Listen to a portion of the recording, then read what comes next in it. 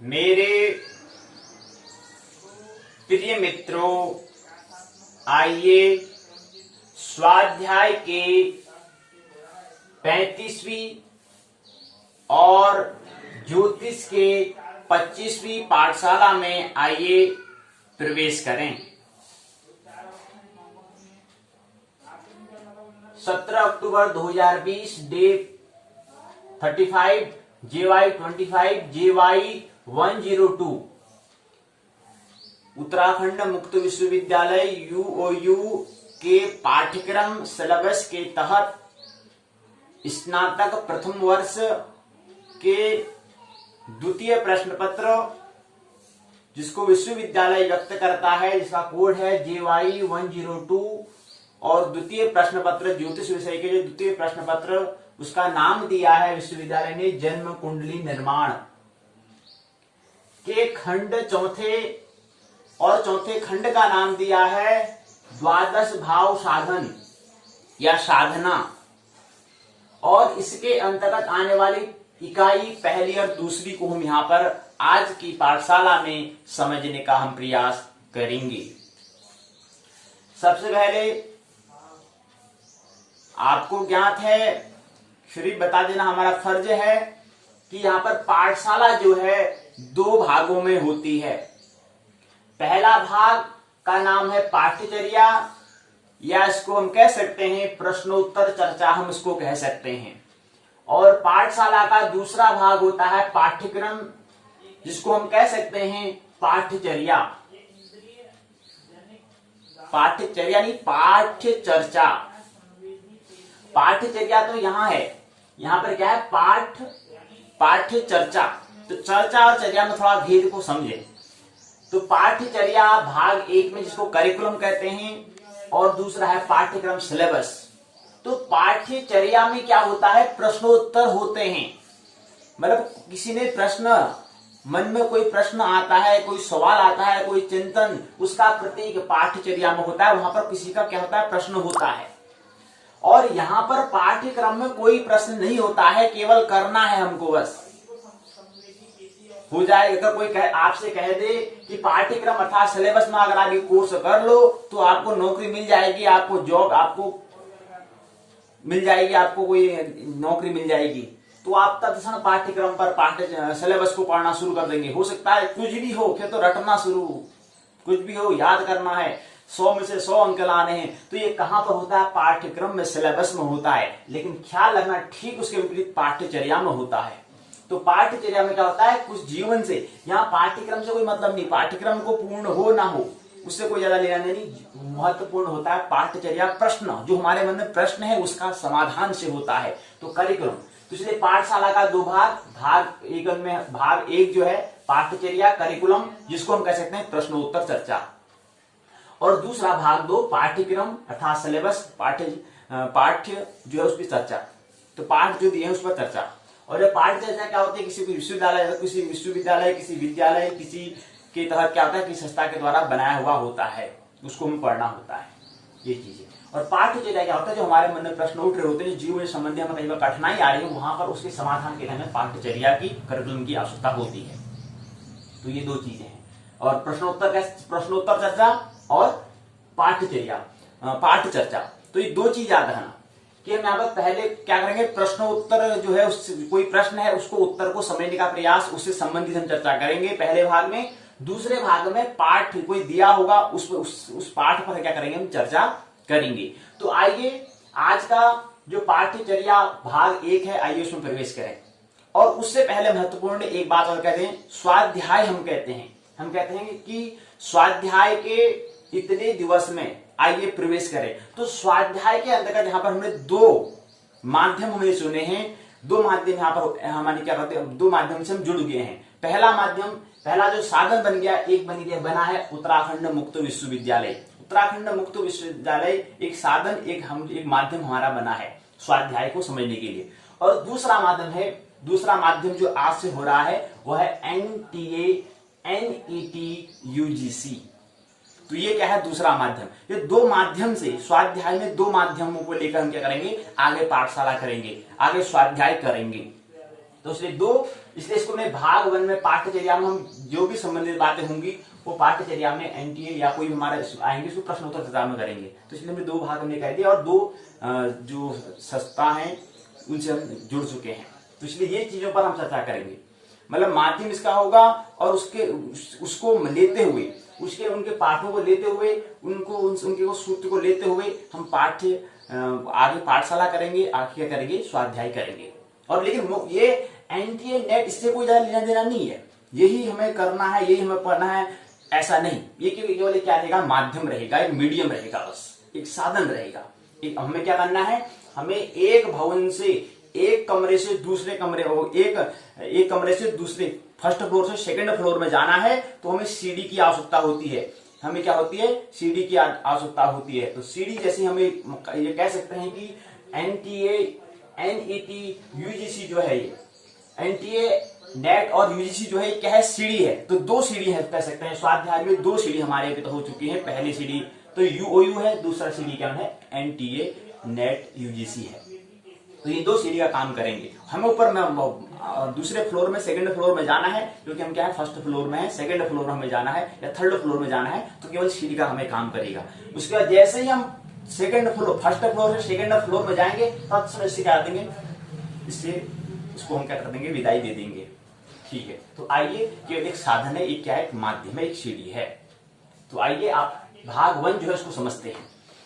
तो हमने कहा था कल की पाठशाला में, हमने समझा कि एनटीए क्या है, एनईटी क्या है, यूजीसी क्या है। थोड़ा उसको और समझते हैं, तो अब इस पर तुम्हें बात करनी है। तो एनटीए हमने कहा क्या होता है, नेशनल टेस्टिंग एजेंसी होता है। ये क्या है, एजेंसी है, एक क्या है, संगठन है, एक क्या है, संस्था है। तो ये क्या करती है, ये देश के लिए नेशनल टेस्टिंग एजेंसी, मतलब क्या है कि राष्ट्र के लिए जांच करती है। राष्ट्रीय जांच, राष्ट्र में पूरा जो राष्ट्र में होता है देश में क्या करते हैं, जांच करती है। और किसके लिए, इसका काम क्या होता है कि जांचना होता है। और जांचना किसमें होता है, उसका जो भाग है, जो उसका विभाग है, जो उसका फील्ड है वो है शिक्षा के क्षेत्र में, एजुकेशन फील्ड में क्या करना होता है, वहां पर क्या करना होता है, जांच करना होता है, खोजना होता है। और हमने पहले भी कहा है कि क्या है, शिक्षा का जीवन में बहुत महत्व है।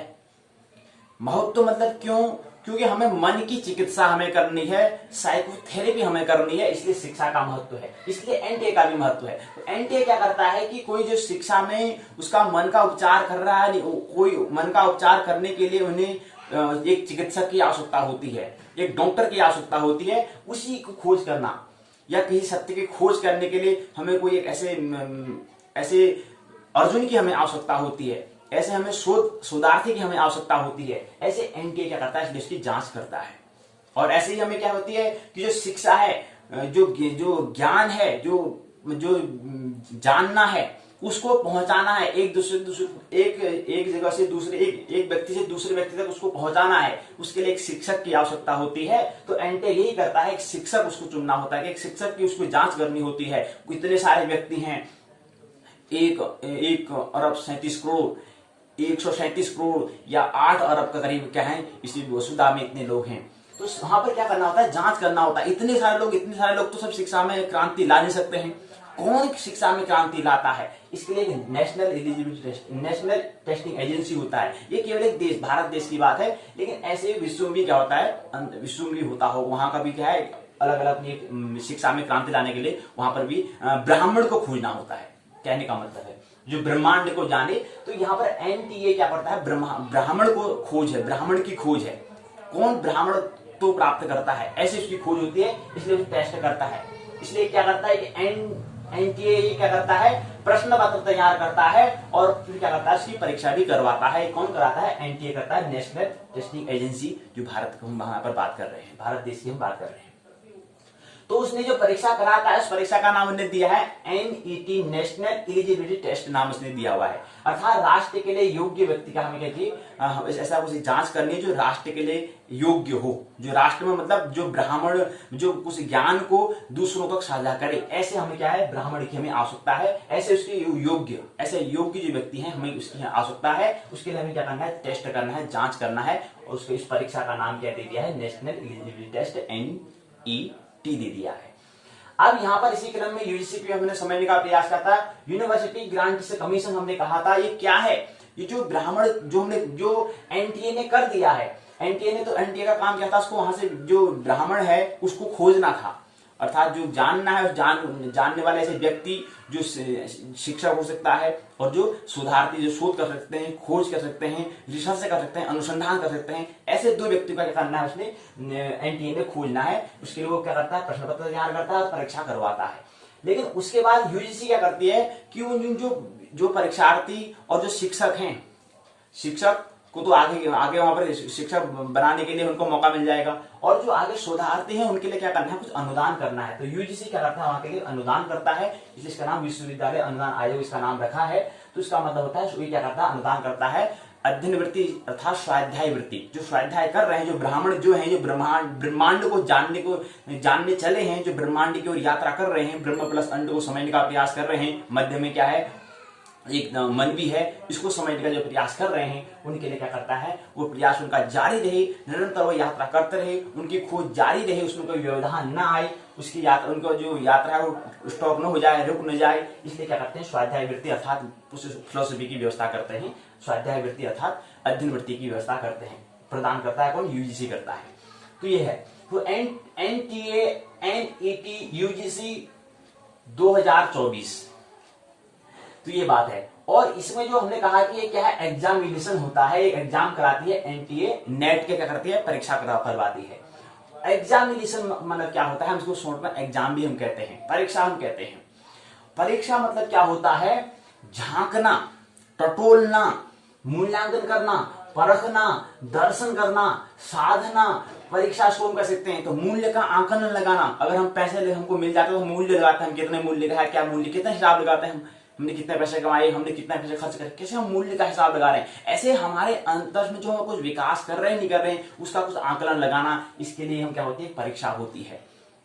उस परीक्षा में उसको एग्जामिनेशन क्या कहते हैं? उसको नेट नाम दिया है। तो एग्जामिनेशन मतलब होता है झांकना, टटोलना, अपने अंदर देखना, परखना, स्वाध्याय करना, ये सभी क्या आता है? इसके अंदर आता है, एग्जाम के अंदर आता है। अब कौन, सबकी दृष्टि अलग अलग होती है, लेकिन एग्जाम मतलब क्या है? अपने हम विकास को, हम अपने आप में कुछ परिवर्तन कर रहे हैं, नहीं कर रहे हैं, हम निरंतर हमारे मन में, शरीर में तो परिवर्तन हो ही रहा है क्योंकि प्रकृति वो काम कर दे रही है, लेकिन हमारे मन में जो हमारी धारणा है, उन धारणाओं में परिवर्तन हो रहा है, नहीं हो रहा है? दिन प्रति क्षण में परिवर्तन हो रहा है, नहीं हो रहा है? क्योंकि जीवन क्या है? पूरा निरंतर गतिशील है, तो जीवन में सभी चीज बदल जा रहे हैं। हम देखते कि यार एक साल में जो ऐसा था तो अगले साल कुछ और परिवर्तन हो जाता है। तो ऐसे हमारे मन में भी कुछ जो हमने धारणा बनाई है, जो हमारे विचार है, उसमें भी परिवर्तन, निरंतर परिवर्तन करना है। तो ऐसी जांच क्या होती है?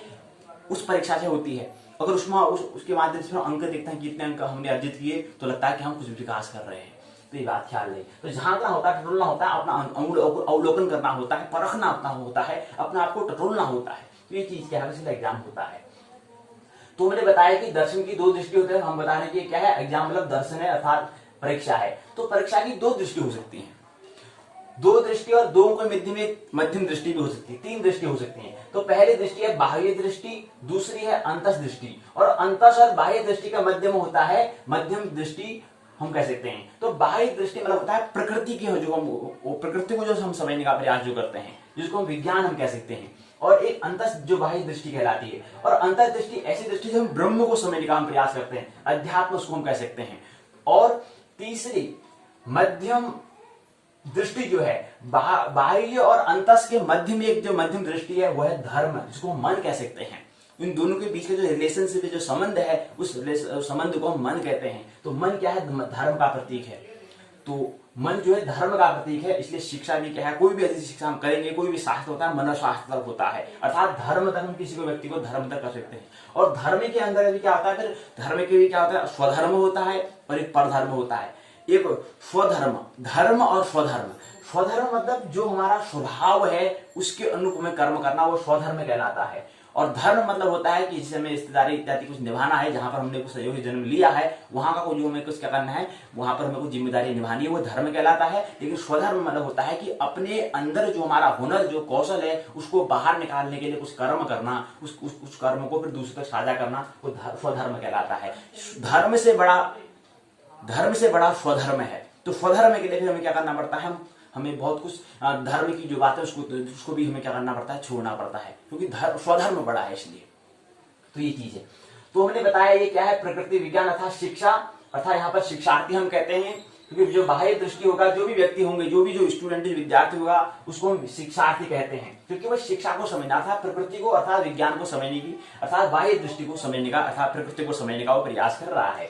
और दूसरा अंतर्दृष्टि अर्थात ब्रह्म को अर्थात अध्यात्म को, अर्थात इसको हम कहेंगे दीक्षार्थी, दीक्षा को समझने का प्रयास करता है। कहते नहीं व्यक्ति हम कहते हैं कि आज दीक्षांत समारोह, इतना दीक्षांत समारोह हुआ, वो दीक्षा मतलब क्या है, वो दीक्षांत समारोह उसके बारे में कुछ समझते हैं या खाली इसे दीक्षांत समारोह बना दे रहे हैं। लेकिन दीक्षा बहुत महत्वपूर्ण शब्द है। इस महत्वपूर्ण शब्द को गौर से सब समझे कि दीक्षा मतलब क्या है। दीक्षा मतलब जो हमारा अंतर, जो हमारा ब्रह्म जो है, उसके लिए हम दीक्षित हो जाते हैं। आपने देखा होगा जो साधु संत होते तो उनका पहले जो गृहस्थ में जो वस्त्र पहनते हैं, उनके वस्त्रों में उनके वस्त्र में परिवर्तन आ जाता है। तो उन्हें ये परिवर्तन जो है अर्थात दीक्षित हो चुके हैं, वो क्या हो चुके हैं, सन्यासी, संन्यास को प्रवेश कर लिया उन्होंने। तो इस तरह से वो ब्रह्म को और संकेत करता है। तो ये अध्यात्म, उसको हम बात कर रहे हैं अंतर्दृष्टि, और इसको हम दीक्षा या दीक्षार्थ इसको हम कहेंगे।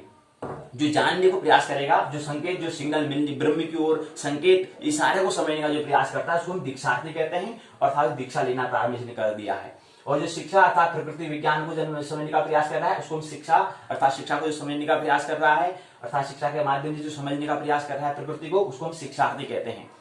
और तीसरा इन दोनों के मध्य में होता है मन अर्थात धर्म, अर्थात इसको हम कहते हैं विद्या। विद्या ददाति विनयम और सा विद्या विमुक्ति। तो विद्या जो है मन का था, धर्म का, जिसको हम विद्यार्थी कहते हैं। जो विद्या को अर्थात मनस को समझने का जो प्रयास कर रहा है, वो क्या है, विद्यार्थी कहलाएगा। ऐसा जो व्यक्ति, वो क्या कहलाएगा, विद्यार्थी कहलाएगा। तो पहला होता है शिक्षार्थी, मध्य में होता है विद्यार्थी, और आगे में होता है दीक्षार्थी। अर्थात दीक्षार्थी मतलब सन्यासी उसको हम कह सकते हैं। तो वो क्या है, सन्यासी। तो इसी के अनुरूप ने एक सूत्र बनाया था। एक सूत्र बनता है कला, यानी कि आर्ट कब आएगा, कला जो होगा वो बराबर कहलाएगा पहले विज्ञान, फिर धर्म, फिर अध्यात्म। कला मतलब किसी हम कहते हैं क्या कला है, क्या कलाकार है कहते हैं। तो कला का मतलब क्या होता है, उसके अंदर विज्ञान, उसने विज्ञान को जन्म दिया, अर्थात ने पहले स्वार्थ को समझा, उसके बाद ने धर्म अर्थात पुरुषार्थ को समझा, पुरुषार्थ उसने किया, उसके बाद ने अध्यात्म अर्थात परमार्थ उसने किया। तब हम कहते हैं कि क्या कलाकार है व्यक्ति, क्या कला है इसके अंदर, क्या हुनर है इसके अंदर, क्या कौशल है, क्या इसका स्किल है, क्या इसका व्यक्तित्व। अर्थात कला मतलब यहाँ पर पर्सनालिटी हम कह सकते हैं, व्यक्तित्व हम कह सकते हैं। तो व्यक्तित्व मूलतः तीन का योग से बनता है, विज्ञान, धर्म और अध्यात्म। इन तीनों का योग से क्या बनता है, पर्सनालिटी बनता है, व्यक्तित्व बनता है। तो ये इन व्यक्तित्व को समझने के लिए हमें तीन बातें, विज्ञान, धर्म और अध्यात्म को समझना होता है। अध्यात्म मतलब अध्यात्म की ओर, अध्यात्म हम केवल मौजूद होते हैं, ब्रह्म हम केवल मौजूद हैं। कहने का मतलब है अध्यात्म हम मौजूद हैं, केवल हमें विस्मरण हुआ है, केवल उसको स्मरण करना है। और स्मरण करने के लिए हमें मन की चिकित्सा हमें करनी होती है। अर्थात हमें मनोविज्ञान, मनोशास्त्र, गीता इत्यादि इसकी जो संकेत जो ब्रह्म के लिए कर रहे हैं तो मन की तरफ, बात तो मन के तल पर कर रहे हैं, लेकिन बात कहाँ की कर रहे हैं, वो ब्रह्म की बात कर रहे हैं। तो इसलिए क्या है, ये मध्यम जो है धर्म हम इसको कह सकते हैं। यहाँ पर मन में मनुष्य चिकित्सा करनी है। उसके बाद हमें वो जब चिकित्सा हम कर रहे होते हैं या कुछ बात को हमें ख्याल दिलाने को इशारा कर रहे होते हैं, जैसे ही हम वो स्मरण आ जाता है, अभी विस्मरण हुआ है, स्मरण आ जाता है, तो हम ब्रह्म तो पहले से मौजूद थे ही। अब हमें क्या गया, हम स्मरण आ गया, हाँ यार हम ब्रह्म मौजूद हैं, हम तो आत्मा हैं, हम तो सोल हैं, हम परम चैतन्य हैं, ये हमें ख्याल आ जाता है। उसके लिए माध्यम क्या होता है, मध्य में धर्म अर्थात मन अर्थात ये काम करती है, विद्या काम करती है। तो इसलिए यहाँ पर क्या है, विद्या। और अध्यात्म या कोई अध्यात्म शास्त्र या अध्यात्म कोई विज्ञान ऐसा कुछ नहीं होता है, ये ख्याल रखना चाहिए। वो अंत वहां पर हमें क्या होता है, केवल कोई भी विज्ञान होगा वो धर्म के तल तक हो सकता है, अर्थात मनस तल पर हो सकता है। मनोविज्ञान इसको हम कह सकते हैं। धर्म मतलब यहाँ पर मनोविज्ञान, इसलिए विज्ञान का मन अर्थात इसको मनोविज्ञान, उसके बाद क्या होता है, अध्यात्म होता है। विज्ञान, मनोविज्ञान और अध्यात्म, ये तीन तल होते हैं। और इन तीन को योग से बनता है, कला बनता है, अर्थात वहां क्या बनती है, पर्सनैलिटी बनती है, व्यक्तित्व बनता है। और अर्थात ये विकास का क्या है, तीन आयाम, मुख्य तीन आयाम होते हैं, इसके अंदर का सभी आयाम आ जाते हैं। अब हमने बात किया था कि हम इसी को अब यहाँ पर हम एनटीए, एनईटी, यूजी से जोड़ते हैं। कैसे हमें जोड़ना है, देखो हमने कहा था कि क्या है, दोनों माध्यम है। अब इसी माध्यम से हम बात करेंगे। हम एनटीए हम तैयारी कर रहे होते हैं, जो हम परीक्षा दे रहे होते हैं उसकी हम तैयारी कर रहे होते हैं, उसी से इसको हम जोड़ देते हैं। अब हमने कहा कि क्या है, एनटीए, एनईटी, यूजीसी 2024 से क्या होते हैं, जो नेट का जो एग्जाम होता है इसमें 2 प्रश्न पत्र होते हैं। 2 प्रश्न पत्र हमने कहा था कि जो दर्शन की दृष्टि हमने कहा था, एग्जाम जो कहा था वो उसके 2 प्रश्न पत्र होते हैं। एक को हम प्रथम प्रश्न पत्र कहते हैं, दूसरे को द्वितीय प्रश्न पत्र कहते हैं। और प्रथम प्रश्न पत्र को हम कहते हैं सामान्य ज्ञान, जनरल नॉलेज।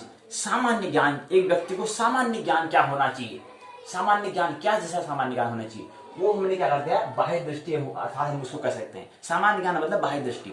और दूसरा होता है द्वितीय प्रश्न पत्र होता है नेट का, द्वितीय प्रश्न पत्र होता है विशेष ज्ञान, मतलब समझ के आधार पर जो प्राप्त है ऐसा ज्ञान, उसको हम क्या कहते हैं, उसको हम विशेष ज्ञान कहते हैं। और सामान्य ज्ञान किसी के द्वारा दी गई सूचनाएं, जानकारी कि हमको इकट्ठा करना, उसको संग्रहित करना, वो क्या कहलाता है, सामान्य ज्ञान कहलाता है। और सामान्य ज्ञान क्या होता है, प्रकृति को हम समझने का प्रयास करते हैं जो हमें किसी के माध्यम से मिलता है। और लेकिन ब्रह्म अध्यात्म हमें केवल हमें वहां पर जाना होता है, खुद हमें जाना होता है, तब जाकर वहां से हमें समझ प्राप्त होती है, अनुभव प्राप्त होता है, और उसके बाद हमें अंडरस्टैंडिंग समझ में प्राप्त होती है, तब जाके वो क्या बनता है, विशेष ज्ञान बनता है। वो हटके 2 कॉपी की बात नहीं करते हैं। आपने नाम सुना होगा कॉपी, अभी आपने कॉपी, हम कॉपी कहते हैं ना, कॉपी में नोट करना। तो कॉपी का मतलब क्या होता है, कॉपी का मतलब होता है कि जो हमारा अचेतन है, अचेतन का चेतन में जो हम ला रहे हैं, हम कॉपी समझो, ये समझो कि ये क्या है, कॉपी है।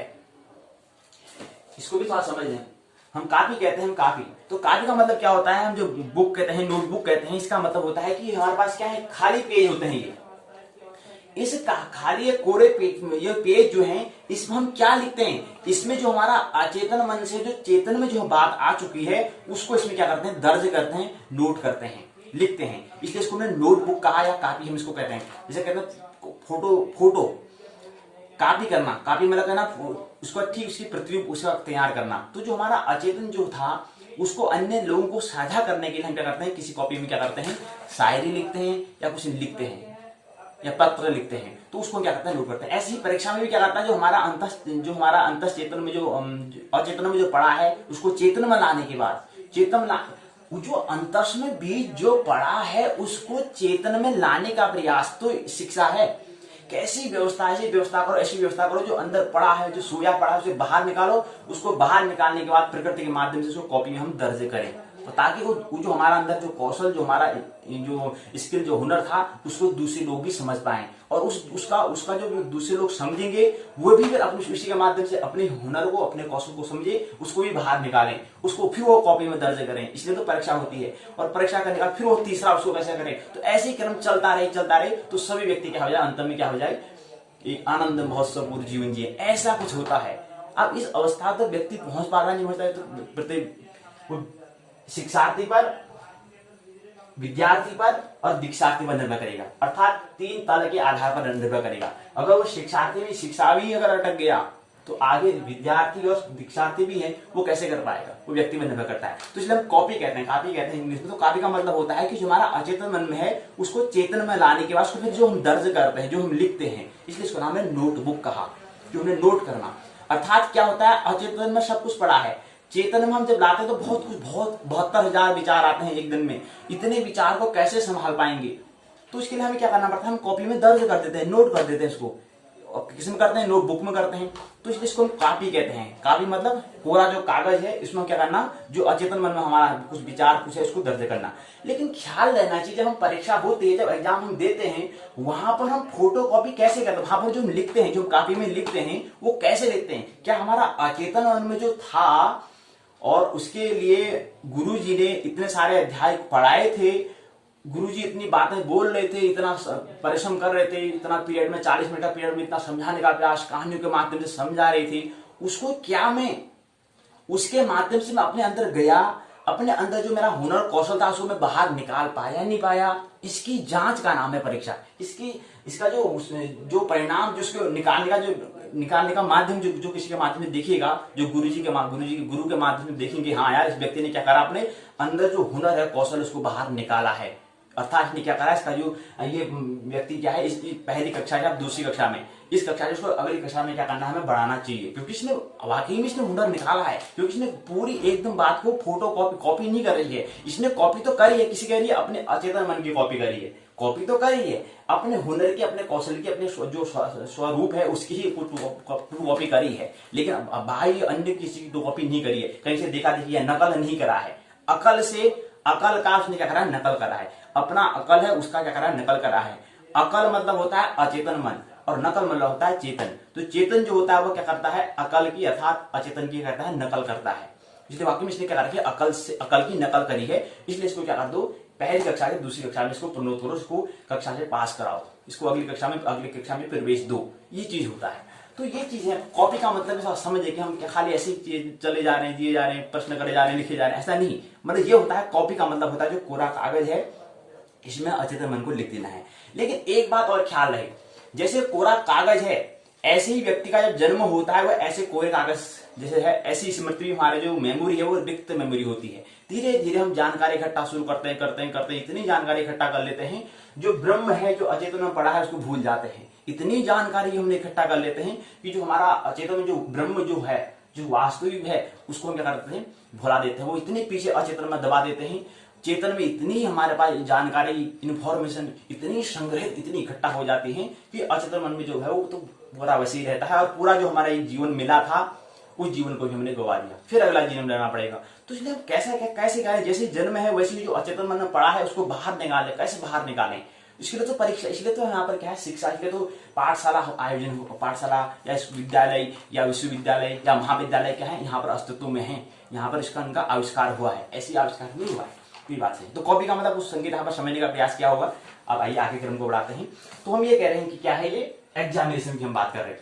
तो ये हमने कहा कि नेट के क्या होते हैं, दो प्रश्न पत्र होते हैं। पहला प्रश्न पत्र को हम सामान्य ज्ञान कहते हैं, दूसरे को हम विशेष ज्ञान कहते हैं। तो विशेष ज्ञान मतलब होता है अचेतन मन से चेतन मन को लाना। तो कोई अर्थात समझ प्राप्त, उसको हम कह सकते हैं अचेतन से चेतन में लाकर कोई बात को किसी व्यक्ति को पहुंचाना, वो समझ के आधार पर पहुंचा सकता है, अर्थात ब्रह्म के आधार पर। और सामान्य ज्ञान के लिए क्या होता है, इसको वो अपना जो सामान्य किसी ने गुरुजी ने कह दिया 2 दुना 2 एकम 2, 2 दूनी 4, 5 दूनी 10, 10 5 15 या 20 दुना 40, 20 दुना 80, ऐसा कह दिया, उसको टू कॉपी कर रहा है। तो मतलब क्या है, सामान्य ज्ञान है। या हो सकता है कि जैसे गुरुजी बोलते हैं उसकी ठीक फोटो स्टेट कॉपी कर रहा है, ऐसा वो सामान्य ज्ञान में आएगा। या जो गुरुजी बता रहे हैं उसको ही उसने क्या लिया, धारण कर लिया, मतलब धर दिया है, रख दिया है, तो ये सामान्य ज्ञान कहलाएगा। लेकिन विशेष ज्ञान में क्या करेगा, वो प्रश्न करेगा। अर्थात विशेष ज्ञान मतलब क्या है, हमारी पाठ्यचर्या से, करिकुलम से, प्रश्न उत्तर से क्या करता है, मेल खाता है। और सामान्य ज्ञान जो हम जनरल नॉलेज जिसको हम कहते हैं, जो हम सामान्य ज्ञान कहते हैं, ये खाता है किससे, पाठ्यक्रम से, सिलेबस से, अर्थात पाठ्य चर्चा से क्या करता है, मेल खाता है। तो इसलिए हमने कहा इसमें नेट के 2 प्रश्न पत्र होते हैं। तो व्यक्ति को सामान्य ज्ञान के लिए क्या करना चाहिए, स्वयं का ज्ञान उसको होना चाहिए। दूसरा, आसपास का उसको ज्ञान होना चाहिए। अब स्वयं का ज्ञान के लिए क्या होना चाहिए, उसको मैं कौन हूं इसके बारे में पता होना चाहिए। जब तक उसको मैं कौन हूं के बारे में पता नहीं है, तब तक वह उसके आगे धर्म की यात्रा या आध्यात्मिक यात्रा जो हम कह रहे हैं वहां तक प्रवेश नहीं कर पाएगा। इसलिए प्रारंभ तो स्व ज्ञान हमें करना, स्वयं का ज्ञान तो हमें पहले होना चाहिए भाई। आत्मबोध, आत्म तो बोध पहले हमें होना चाहिए। आत्म का बोध हो जाएगा, उसके बाद में कोई एक विषय चुन लो, उस विषय को तुम बहुत महत्वपूर्ण, उसमें माहिरता से तुम क्या कर सकते हो, दूसरे को साझा कर सकते हो। उस विषय तुम्हारे कोई अपना जो कौशल हुनर है उससे जो मैच खाएगा, उससे जो मेल खाएगा, उसके आधार पर तुम कोई विषय चुन सकते हो। इतने सारे विषय हैं, साइंस शास्त्र है, जीव विज्ञान है, साहित्य हो गया, संस्कृत हो गया, हिंदी हो गया, अंग्रेजी हो गया, कंप्यूटर हो गया, इतने सारे विचार, सामाजिक, मनोविज्ञान, क्या क्या है, वेद पुराण शास्त्र, इतने सारे क्या क्या नहीं है पढ़ने के लिए। तो लेकिन एक पहले हमें क्या करना, स्वयं का अगर ज्ञान हो जाए, उसका कोई एक विषय हम चुन लें, चाहे वो फिर वो सामाजिक ज्ञान है, या फिर वो कोई राजनीति विज्ञान ही क्यों न हो, सामाजिक विज्ञान ही क्यों न हो, या पर्यावरण क्यों ना हो, या कोई मनोविज्ञान जो घर के बारे में जो पढ़ना है, गृह विज्ञान वही क्यों ना हो, या कोई अन्य विषय लिए, तो कोई भी विषय हो सकता है। लेकिन सबसे पहले क्या होना चाहिए, अपना स्वयं का ज्ञान हमें होना चाहिए। सामान्य ज्ञान में भी क्या है, सबसे पहले महत्वपूर्ण बिंदु आता है, स्वयं का ज्ञान महत्वपूर्ण है। आत्मबोध, आत्म का बोध कैसे होना है, वो महत्वपूर्ण सबसे पहले है। चाहे प्रकृति का अध्ययन करने वाला हो, चाहे ब्रह्म का अध्ययन करने वाला हो, महत्वपूर्ण है। सामान्य ज्ञान में स्वयं का ज्ञान, आत्मबोध पहला महत्वपूर्ण है। दूसरा, आसपास का ज्ञान उसको होना चाहिए। परिवार, रिश्तेदार में कौन है, उसको कोई रिश्तेदार में उसको हम क्या कहते हैं, या कोई अगर ये है तो उसको क्या कहेंगे, इसको क्या कहेंगे। तो परिवार, रिश्तेदार में कौन, हमारे परिवार में कितने लोग रहते हैं, हमारे रिश्तेदार में कौन कौन से लोग हैं, किसको क्या कहते हैं, किसको क्या कहते हैं। अगर ये है तो ये रिलेशन भी हमें रिश्तेदार के बारे में पता होना चाहिए। ये दूसरी श्रेणी में आता है। तीसरा श्रेणी है गांव के बारे में, शहर के बारे में हमें पता होना चाहिए। तो शहर के बारे में हमें क्या पता हो कि हमारा गांव, हम गांव में कितने लोग रहते हैं, कितने परिवार रहते हैं, और कितने इसमें पढ़ने वाले विद्यार्थी इत्यादि बहुत सारी जानकारी, मतलब। और शहर के बारे में, गांव और शहर में थोड़ा अंतर है। गांव और शहर में जनसंख्या के आधार पर वहां पर अंतर होता है। यहाँ पर थोड़ा क्या होता है, यहाँ पर खेती बाड़ी इत्यादि होती है, और यहाँ पर जो घर होंगे उसकी घरों दूर दूर में होते हैं, पहाड़, वहां पर पहाड़ों का देखना ज्यादा होता है। लेकिन शहर में ठीक इसके विपरीत होता है। क्या होगा, सभी लोग इकट्ठे में क्या होगा, एक ही घर में, मतलब वहां पहाड़ों में, गाँव में क्या होता है कि एक घर यहाँ होगा तो एक घर यहाँ होगा, एक घर वहां होगा, एक घर यहाँ होगा, एक घर यहाँ होगा, ऐसे में होते हैं। तो आदमी बहुत दूर दूर होता है, मतलब। लेकिन शहर में क्या होता है, शहर में एक साथ, मतलब एक ही जगह में, अर्थात 1 किलोमीटर में 10 घर हो सकते हैं या 20 घर हो सकते हैं, या मतलब ऐसे लोग रहते हैं, परिवार रह सकते हैं। लेकिन गांव में ऐसा नहीं, गांव में दूर दूर रहता है, तो जिसको हम गांव कहते हैं। गांव में थोड़ा विकास, थोड़ा वहां पर संसाधन की दिक्कतें का सामना करना पड़ता है, लेकिन शहर में ऐसा नहीं होता है। लेकिन ख्याल रहे कि गांव के बाद हमें शहर में एक क्या है, विकास की एक श्रेणी है। इस श्रेणी को हमें करना चाहिए कि हम पहले गांव में है तो गांव के बाद हमें शहर में आना चाहिए, शहर के बाद फिर आगे हमें क्या करना चाहिए, आगे आगे बढ़ते रहना चाहिए, विकास में करते रहना चाहिए। गांव में ही नहीं रहना है, वहीं पर जिए वहीं पर मर गए, ऐसा नहीं होना है। दुनिया बहुत बड़ी है, और बहुत बड़ी है, उसको बहुत कुछ समझना भी नहीं है, कुछ अपने आप को समझना है बस। उसके लिए तो कुछ बाहर निकलना पड़ेगा। थोड़ा उसको विज्ञान को भी समझेंगे, विज्ञान को इतना बहुत ज्यादा नहीं समझा, धर्म को, अध्यात्म को थोड़ा भी हमने समझ लिया, फिर तो कोई दिक्कत नहीं है। तो इसलिए कह रहे हैं कि स्वयं का ज्ञान, फिर आसपास का ज्ञान, परिवार रिश्तेदार के बारे में ज्ञान होना चाहिए। तीसरा है गांव के बारे में, उसके साथ साथ शहर के बारे में, और उसी के आगे क्या होता है, विकास खंड के बारे में, जो हमारा ब्लॉक है उसके बारे में पता होना चाहिए। उसमें कितने गांव आते हैं, क्या कौन सी कितनी ग्राम पंचायतें, कितने कौन सा ग्राम प्रधान क्या, इत्यादि सभी चीज आ जाता है। उसके बारे में फिर जिले का ज्ञान हमें होना चाहिए, उसके बाद हमें प्रदेश का ज्ञान होना चाहिए, उसके बाद हमें देश का ज्ञान होना चाहिए, उसके बाद में देशों के समूह को, अर्थात भूमि का, हमें पूरी पृथ्वी की पूरी वसुधा का हमें ज्ञान होना चाहिए कि कौन सी पृथ्वी के इस इलाके में क्या हो रहा है, इस इलाके में क्या हो रहा है, अभी क्या हो रहा है, दिन हो रहा है, रात हो रहा है, क्या हो रहा है। या वहां पर अगर हम जाएंगे तो हमें वहां पर ठंडे का, गर्मी का, हमें क्या वहां पर वातावरण कैसा होता है, कैसा वहां का एनवायरमेंट होगा, ये सब हमें क्या आना चाहिए, कम से कम सामान्य ज्ञान में ये आना चाहिए। अब इस सामान्य ज्ञान में हमने जिक्र वो नहीं किया है कि भूगोल के बारे में, अर्थशास्त्र के बारे में, राजनीति के बारे में, जीव विज्ञान, भौतिक विज्ञान, रासायनिक विज्ञान, ये भी क्या है, सामान्य ज्ञान। क्योंकि हमने विज्ञान की हमने बात कर ली है, उन विषयों की अगर हम बात नहीं कर रहे हैं तो उसका मतलब वो विषय विज्ञान के अंतर्गत स्वतः ही आ गए हैं। अर्थव्यवस्था के बारे में, राजनीति के बारे में, ये सभी विषय क्या है, सामान्य ज्ञान के अंतर्गत आते हैं। कोई अखबार को पढ़ना चाहिए, कोई हमें टीवी है, टेलीविजन में समाचार है उसको हमें सुनना चाहिए, खबर है उनको हमें देखना चाहिए, क्या खबर आ रही है दुनिया में क्या चल रहा है, ये खबर सब ये क्या है, सामान्य ज्ञान में आता है। अर्थात अगर सामान्य ज्ञान, अगर हम कहें कि नेट का जो पहला जो प्रश्न पत्र है, सामान्य जनरल नॉलेज जो हम कहें, उसके अंदर ऐसा ज्ञान, वस्तु द्रव्य पदार्थ का ज्ञान जो कराए हमें, जो वस्तु का, द्रव्य का, पदार्थ का, प्रकृति का जो हमें ज्ञान कराए, नेचर का, मैटर का जो हमें ज्ञान कराए, जो हमें जानकारी जो हमें कराए, खबर जो हमें दे, तो उसका ज्ञान जो होता है वो हमारा क्या होता है, सामान्य ज्ञान होता है। मतलब ऐसा ज्ञान जो विज्ञान को, प्रकृति का ज्ञान कराए, जो सूचनाएं, खबर, समाचार, न्यूज को, हमारी स्मृति को क्या करे, बढ़ाए, हमारी इंफॉर्मेशन को हमें क्या, हमारी जानकारी को, हमारी सूचनाओं को क्या जो बढ़ाए, वो क्या आता है, सामान्य ज्ञान में आता है। और याद रहे, समझ को न बढ़ाए। समझ, ये सामान्य ज्ञान समझ नहीं बढ़ा सकता है। हाँ, अगर सामान्य ज्ञान को हम उसको कुछ समय के लिए जो हम हमारी स्मृति में, पहले तो होता है कि हम इसको स्मृति में रख पा रहे हैं, नहीं रख पा रहे हैं, एक कान से सुना दूसरे कान से चला दिया। पहले होता है सामान्य ज्ञान को, उसको ग्रहण करना है, उसको धारण करना है, धारण करने के बाद जिस समय हमें खाली वक्त मिलता है उसका चिंतन मनन करना है, और चिंतन मनन करने के बाद उसको अपनी समझ में उसको लाना है, और जैसे ही समझ में लाते हैं उसको, तब जाके हमें क्या आता है, तब जाके हमें विशेष ज्ञान होता है, तब हम माहिर होते हैं। तब हम अगर कोई बात को समझा रहा है, उसको हम विशेष ढंग से उसी जिस व्यक्ति ने मेरे को बात समझाई है, उसी बात को मैं दूसरे व्यक्ति को किसी विशेष ढंग से समझा सकता हूँ, तो विशेष ज्ञान कहलाएगा। लेकिन बहुत बड़ी विडंबना की बात है कि हम जो हमें सामान्य ज्ञान है, उस ज्ञान को भी केवल धारण कर लेते हैं, केवल एक दूसरे को ऐसा हम दिखाने के लिए कि हाँ मैं भी बहुत बड़ा जानकार हूँ, मेरे को भी इतना बड़ा ज्ञान आता है, ऐसा कर लेते हैं। उसका हम चिंतन, उसका हम मनन, उसका हम प्रश्न करना, हम कुछ भी नहीं करते हैं, और वो विशेष ज्ञान ही रह जाता, वो केवल जानकारी रह जाती है। और उस जानकारी से, जो उनकी जानकारी है, उससे हमें ऐसा आभास होता है, हमें क्या ब्रह्म ज्ञानी है, ऐसा आभास भी हमें हो सकता है। तो इसलिए हमें क्या करना है, कम हमें जानकारी, सामान्य ज्ञान अंदर हमें स्वयं का ज्ञान, आसपास का ज्ञान, गांव का ज्ञान, शहर का ज्ञान, विकासखंड का ज्ञान, जिले का ज्ञान, प्रदेश का ज्ञान, देश का ज्ञान, एक भूमि का ज्ञान है। इनका ज्ञान में सामान्य ज्ञान अगर हमें हो जाएगा, उसके बाद उसको हम धारण करेंगे, उसमें जिस समय हमें खाली वक्त मिलेगा उसका चिंतन मनन करेंगे, तो उस मनन से हमें क्या आएगा। आपने सुना होगा न्यूटन जो है वैज्ञानिक, क्या थे, एक दिन वृक्ष के नीचे आराम से बैठे थे, आम का वृक्ष था, नीचे आराम से बैठे थे। देखो ना, कोई भी जो ज्ञान, विशेष ज्ञान कब बनेगा, जब हम खाली होंगे, जब हम अव्यस्त होंगे। व्यस्त नहीं, व्यस्त में तो विशेष ज्ञान का जन्म नहीं होने वाला है, अर्थात जो हम ब्रह्म की बात करते हैं उसका ज्ञान नहीं होने वाला है।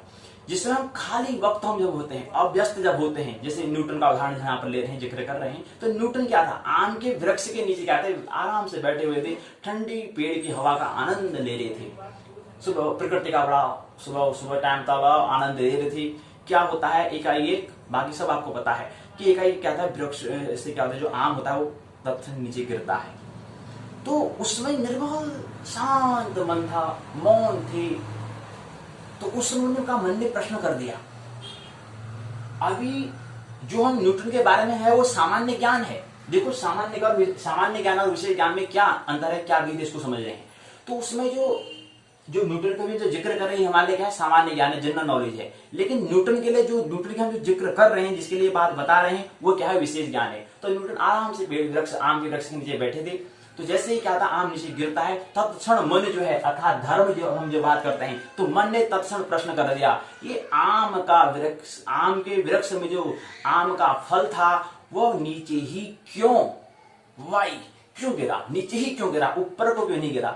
वहां से क्या हुआ, विज्ञान का जन्म हो गया। और विज्ञान का मतलब होता है विशेष ज्ञान होता है। और यहाँ पर हम विज्ञान की बात कर रहे हैं, सामान्य ज्ञान की यहाँ पर बात कर रहे हैं। और यहाँ पर हम कह सकते हैं कि हम यहाँ पर साइंस की बात कर रहे हैं, और यहाँ पर हम विशेष ज्ञान की बात कर रहे हैं। ये बात थोड़ा ध्यान देना भाई, भारत में विज्ञान का शब्द दिया है, पश्चिम में उसको साइंस शब्द दिया है, और साइंस और विज्ञान में बहुत ज्यादा अंतर है। वहां पर साइंस का मतलब हो सकता है ज्ञान हो सकता है, लेकिन यहाँ पर तो विशेष ज्ञान होगा। यहाँ पर हम जानने की हम यहाँ पर बात करेंगे, तो कह सकते हैं कि यहाँ पर हम ज्ञान अर्थात जानकारी के बारे में कह सकते हैं। लेकिन भारत में जो विज्ञान का हम कहते हैं विशेष ज्ञान हम कहते हैं। तो इसलिए थोड़ा अंतर है, साइंस और हम उसकी तुलना करते नहीं, क्या करें, हाँ ये शब्द का मतलब ये होता है, पर्यायवाची है। लेकिन पर्यायवाची में भी जमीन आसमान का अंतर हो सकता है, इसलिए हमें प्रश्न करना चाहिए। ठीक है, तो ये विज्ञान का शब्द किसी अन्य व्यक्ति की, वो जिस व्यक्ति ने विज्ञान शब्द का प्रयोग किया है और जिस व्यक्ति ने साइंस का शब्द का प्रयोग किया है, इन दोनों व्यक्ति के जो मन का जो स्तर है, उस स्तर का हमें पहले जांच करना चाहिए। अगर दोनों का स्तर अगर समान है, तब उसको साइंस का पर्यायवाची हम विज्ञान कहते हैं, और विज्ञान का पर्यायवाची हम समानार्थी हम क्या कर सकते हैं, साइंस से कर सकते हैं। लेकिन उन दोनों का बीच का अगर जमीन आसमान थोड़ा सा भी अगर अंतर हुआ, तो अर्थ का अनर्थ हो जाएगा। तो ये प्रश्न करो, जैसे न्यूटन ने प्रश्न कर दिया कि नीचे क्यों गिरा, तो वहां से बहुत बड़ा प्रकृति में आप जानते हैं विज्ञान का जन्म हुआ था। तो सामान्य ज्ञान और विशेष ज्ञान में यही अंतर है। और विशेष ज्ञान मतलब होता है ऐसा ज्ञान जो ब्रह्म मूल की ओर, जो मूल है, जो मौजूद ही है, उसका क्या करें, उसकी ओर इशारा कराए। उसका इशारा किसके माध्यम से होता है, मन के माध्यम से होता है। इसलिए बाह्य दृष्टि अंतर्दृष्टि का माध्यम में क्या है, मध्यम दृष्टि अर्थात मन है। मन क्या कराता है, मन से हमें इशारे मिलते हैं उस ब्रह्म के लिए। और हम याद रहे, ख्याल लेना चाहिए कि हम ब्रह्म में स्थित हैं, केवल विस्मरण हमको हुआ है। तो ऐसा ज्ञान जो ब्रह्म मूल की ओर इशारे करें, अर्थात विश्राम को हमें जो दिलाए, जो हमें क्या करें, विश्राम हमें करना है। जैसे न्यूटन आराम से वृक्ष के नीचे आराम से विश्राम कर रहे थे, बैठे थे, आराम से ठंडी ठंडी हवा चल रही थी, उसका आनंद ले रहे थे। उसी समय क्या प्रश्न पूछा। लेकिन अब जो व्यक्ति ये मतलब होता है, ये सामान्य ज्ञान में कोई व्यक्ति क्या इतना व्यस्त है, सुबह से लेकर के शाम तक इतना व्यस्त है, ये भी काम कर रहा है, ये भी पढ़ता है, वो भी पढ़ता है, व्यस्त है। अब व्यस्त है ही नहीं, ध्यान करता ही नहीं, प्रेम करता ही नहीं, तो वो व्यक्ति विशेष ज्ञान वाले जानकारी उसके बाद हो जाएगी। हो सकता है उसके बाद जो गीत, वेद, शास्त्र, पुराण, जितने भी शास्त्र, जितने भी विज्ञान है, जितने भी विषय हैं, सभी को उसे कंठस्थ कर लिया हो। लेकिन हम जरूरी नहीं है कि वो उसमें उसके पास समझ भी हो, विशेष ज्ञान भी हो, उसको हम नहीं कह सकते। वो तो हम जब जांच करेंगे तभी पता चलेगा।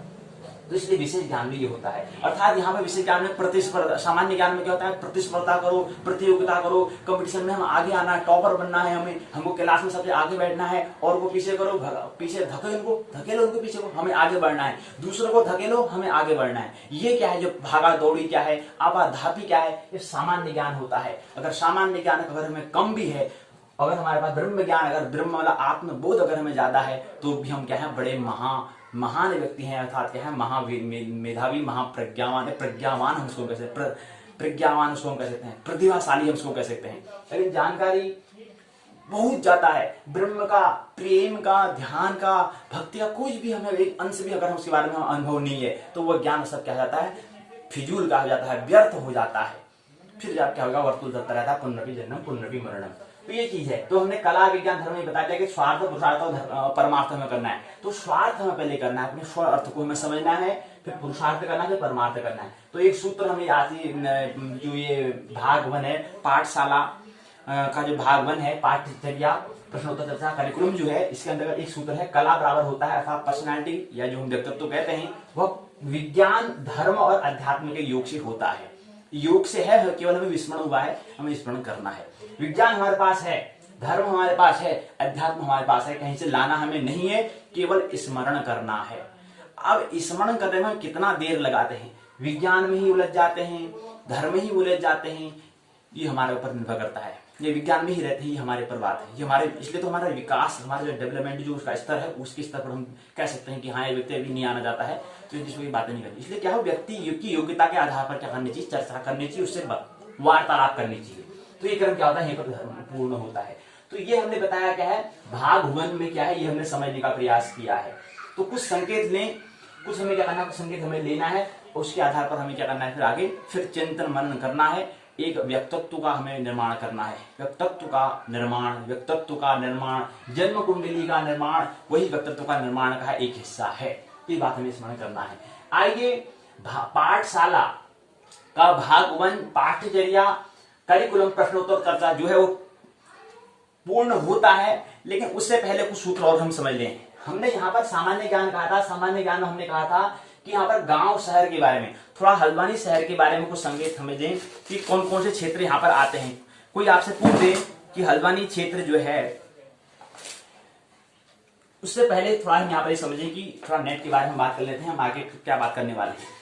देखो एनटीए नेट जो है, इसमें जो इसका पुस्तक का नाम दिया है, शिक्षण एवं शोध अभियोग्यता दिया है। सामान्य पेपर होता है, जनरल, मतलब जो सामान्य ज्ञान, जनरल नॉलेज की हम बात कर रहे हैं। ये इसमें क्या दिया, इसमें ये पुस्तक है, याद करें। पुस्तक को हमें क्या करना है, प्रेम भाव से, प्रभु की कृपा से हमें क्या करना है, ये सुअवसर आप प्रभु आपने हमें दिया, इस सुअवसर का हम लाभ उठाएं, ऐसी भावना के साथ प्रभु का धन्यवाद करते हुए क्या करें, पुस्तक को ग्रहण करें, धारण करें, और उसके बाद इसके अंदर जो दिया हुआ है, जो संकेत हमें मिल रहे हैं, इस संकेत को हम धारण करेंगे, चिंतन करेंगे, मनन करेंगे, और आगे की यात्रा हम फिर आगे की यात्रा करेंगे। यहीं पर इन किताबों पर हम यहाँ पर नहीं रुकना है, हमें एक दिन क्या करना है, निर्बल चित्त की अवस्था, ध्यानस्थ अवस्था में पहुंचना है, मौन हमें पहुंचना है, साइलेंट हम हो जाना है। तो कुछ संकेत हमें लेने, इसमें पहले अबाउट पर्सन के बारे में बता रखा है, फिर एनटीए यूजीसी नेट के बारे में दिया है, शिक्षण एवं शोध, शिक्षण क्या होता है और शोध क्या होता है, अभियोग्यता। वही है, शिक्षण प्रकृति को कह सकते हैं कि शिक्षण का होगा, और शोध मतलब होता है ब्रह्म की तलाश करना, वही इसके अंदर दिया हुआ है। तो ये इसमें देखेंगे, किसी मित्र ने ये पुस्तक का निर्माण किया है, इसमें विषय वस्तु दिए हुए हैं, प्रस्तावना है, अभिस्वीकृति है लेखक के विषय में, राष्ट्रीय परीक्षा एजेंसी के बारे में दिया है, नई यूजीसी नेट परीक्षा पद्धति के आधार पर आवश्यक जानकारी दी है, एनटीए, एनईटी, यूजीसी नेट और जो जेआरएफ जो होता है उसके पाठ्यक्रम और परीक्षा पद्धति के बारे में बताया है। फिर आगे जो विषय सूची है अर्थात उसके अंदर जो पाठ्यक्रम है उसके बारे में बताया है कि पहले इकाई में आप शिक्षण अभिवृत्ति को समझेंगे, दूसरे में आप शोध अभिवृत्ति को समझेंगे, तीसरे में आप बोध को समझेंगे, चौथे में आप संप्रेषण को समझेंगे, पांचवें में गणितीय तर्क और अभिवृत्ति को समझेंगे, छठे में युक्त तर्क को समझेंगे, छठे में, सातवें में आंकड़ों की व्याख्या, आठवें में सूचना और संचार प्रौद्योगिकी आईसीटी को समझेंगे, नौवें में लोक विकास और पर्यावरण को समझेंगे, 10वें में उच्च शिक्षा प्रणाली, और इसके साथ 10वें का पहला भाग में ये उच्च शिक्षा प्रणाली को समझेंगे, 10 का दूसरे भाग में प्रशासन, राजनीति और शासन प्रबंध को हम समझने का प्रयास करेंगे। उसके बाद कुछ यहाँ पर क्या है, पुराने प्रश्न दिए होंगे, परीक्षा जो हो चुकी हैं कुछ कैसे प्रश्न पूछे जाते हैं वो प्रश्न यहाँ पर दिए हुए हैं। 2012 से लेकर के 2019 का यहाँ पर प्रश्न पत्र दिए हैं, उनको कुछ जो संकेत मिल रहे हैं उसको समझने का प्रयास हम करेंगे। प्रस्तावना ये बताया हुआ है, प्रस्तावना यहाँ पर दी हुई है, अभिस्वीकृति यहाँ पर दिया हुआ है, लेखक के विषय के बारे में यहाँ पर दिया है, लेखक के विषय के बारे में यहाँ पर दिया हुआ है, राष्ट्रीय परीक्षा एजेंसी के बारे में यहाँ पर बताया है कि इसमें बताया है। उसके बाद अगला क्रम है यूजीसी नेट परीक्षा पद्धति के बारे में आवश्यक जानकारी क्या है, इसके बारे में यहाँ पर दिया हुआ है। इसमें बताया है कि क्या होते हैं, प्रश्न पत्र 2 होते हैं। पहला प्रश्न पत्र 100 अंक का, दूसरा प्रश्न पत्र 200 अंक का होता है। पहला प्रश्न पत्र में 50 प्रश्न होते हैं, सभी प्रश्न अनिवार्य होते हैं, और दूसरा प्रश्न पत्र होता है उसमें 200 अंक का होता है, 100 प्रश्न पत्र होते हैं, ये भी क्या है, अनिवार्य है, सभी अनिवार्य हैं। अर्थात कुल मिला के क्या होता है कि ये 3 घंटे का क्या होता है, प्रश्न पत्र होता है। 1 घंटे और 2 घंटे का क्या होता है, पहला प्रश्न पत्र 1 घंटे का, दूसरा प्रश्न पत्र जो है वो 2 घंटे का होता है। तो कुल मिला के 3 घंटे का क्या होता है, ये क्या होता है, पेपर होता है, परीक्षा होती है।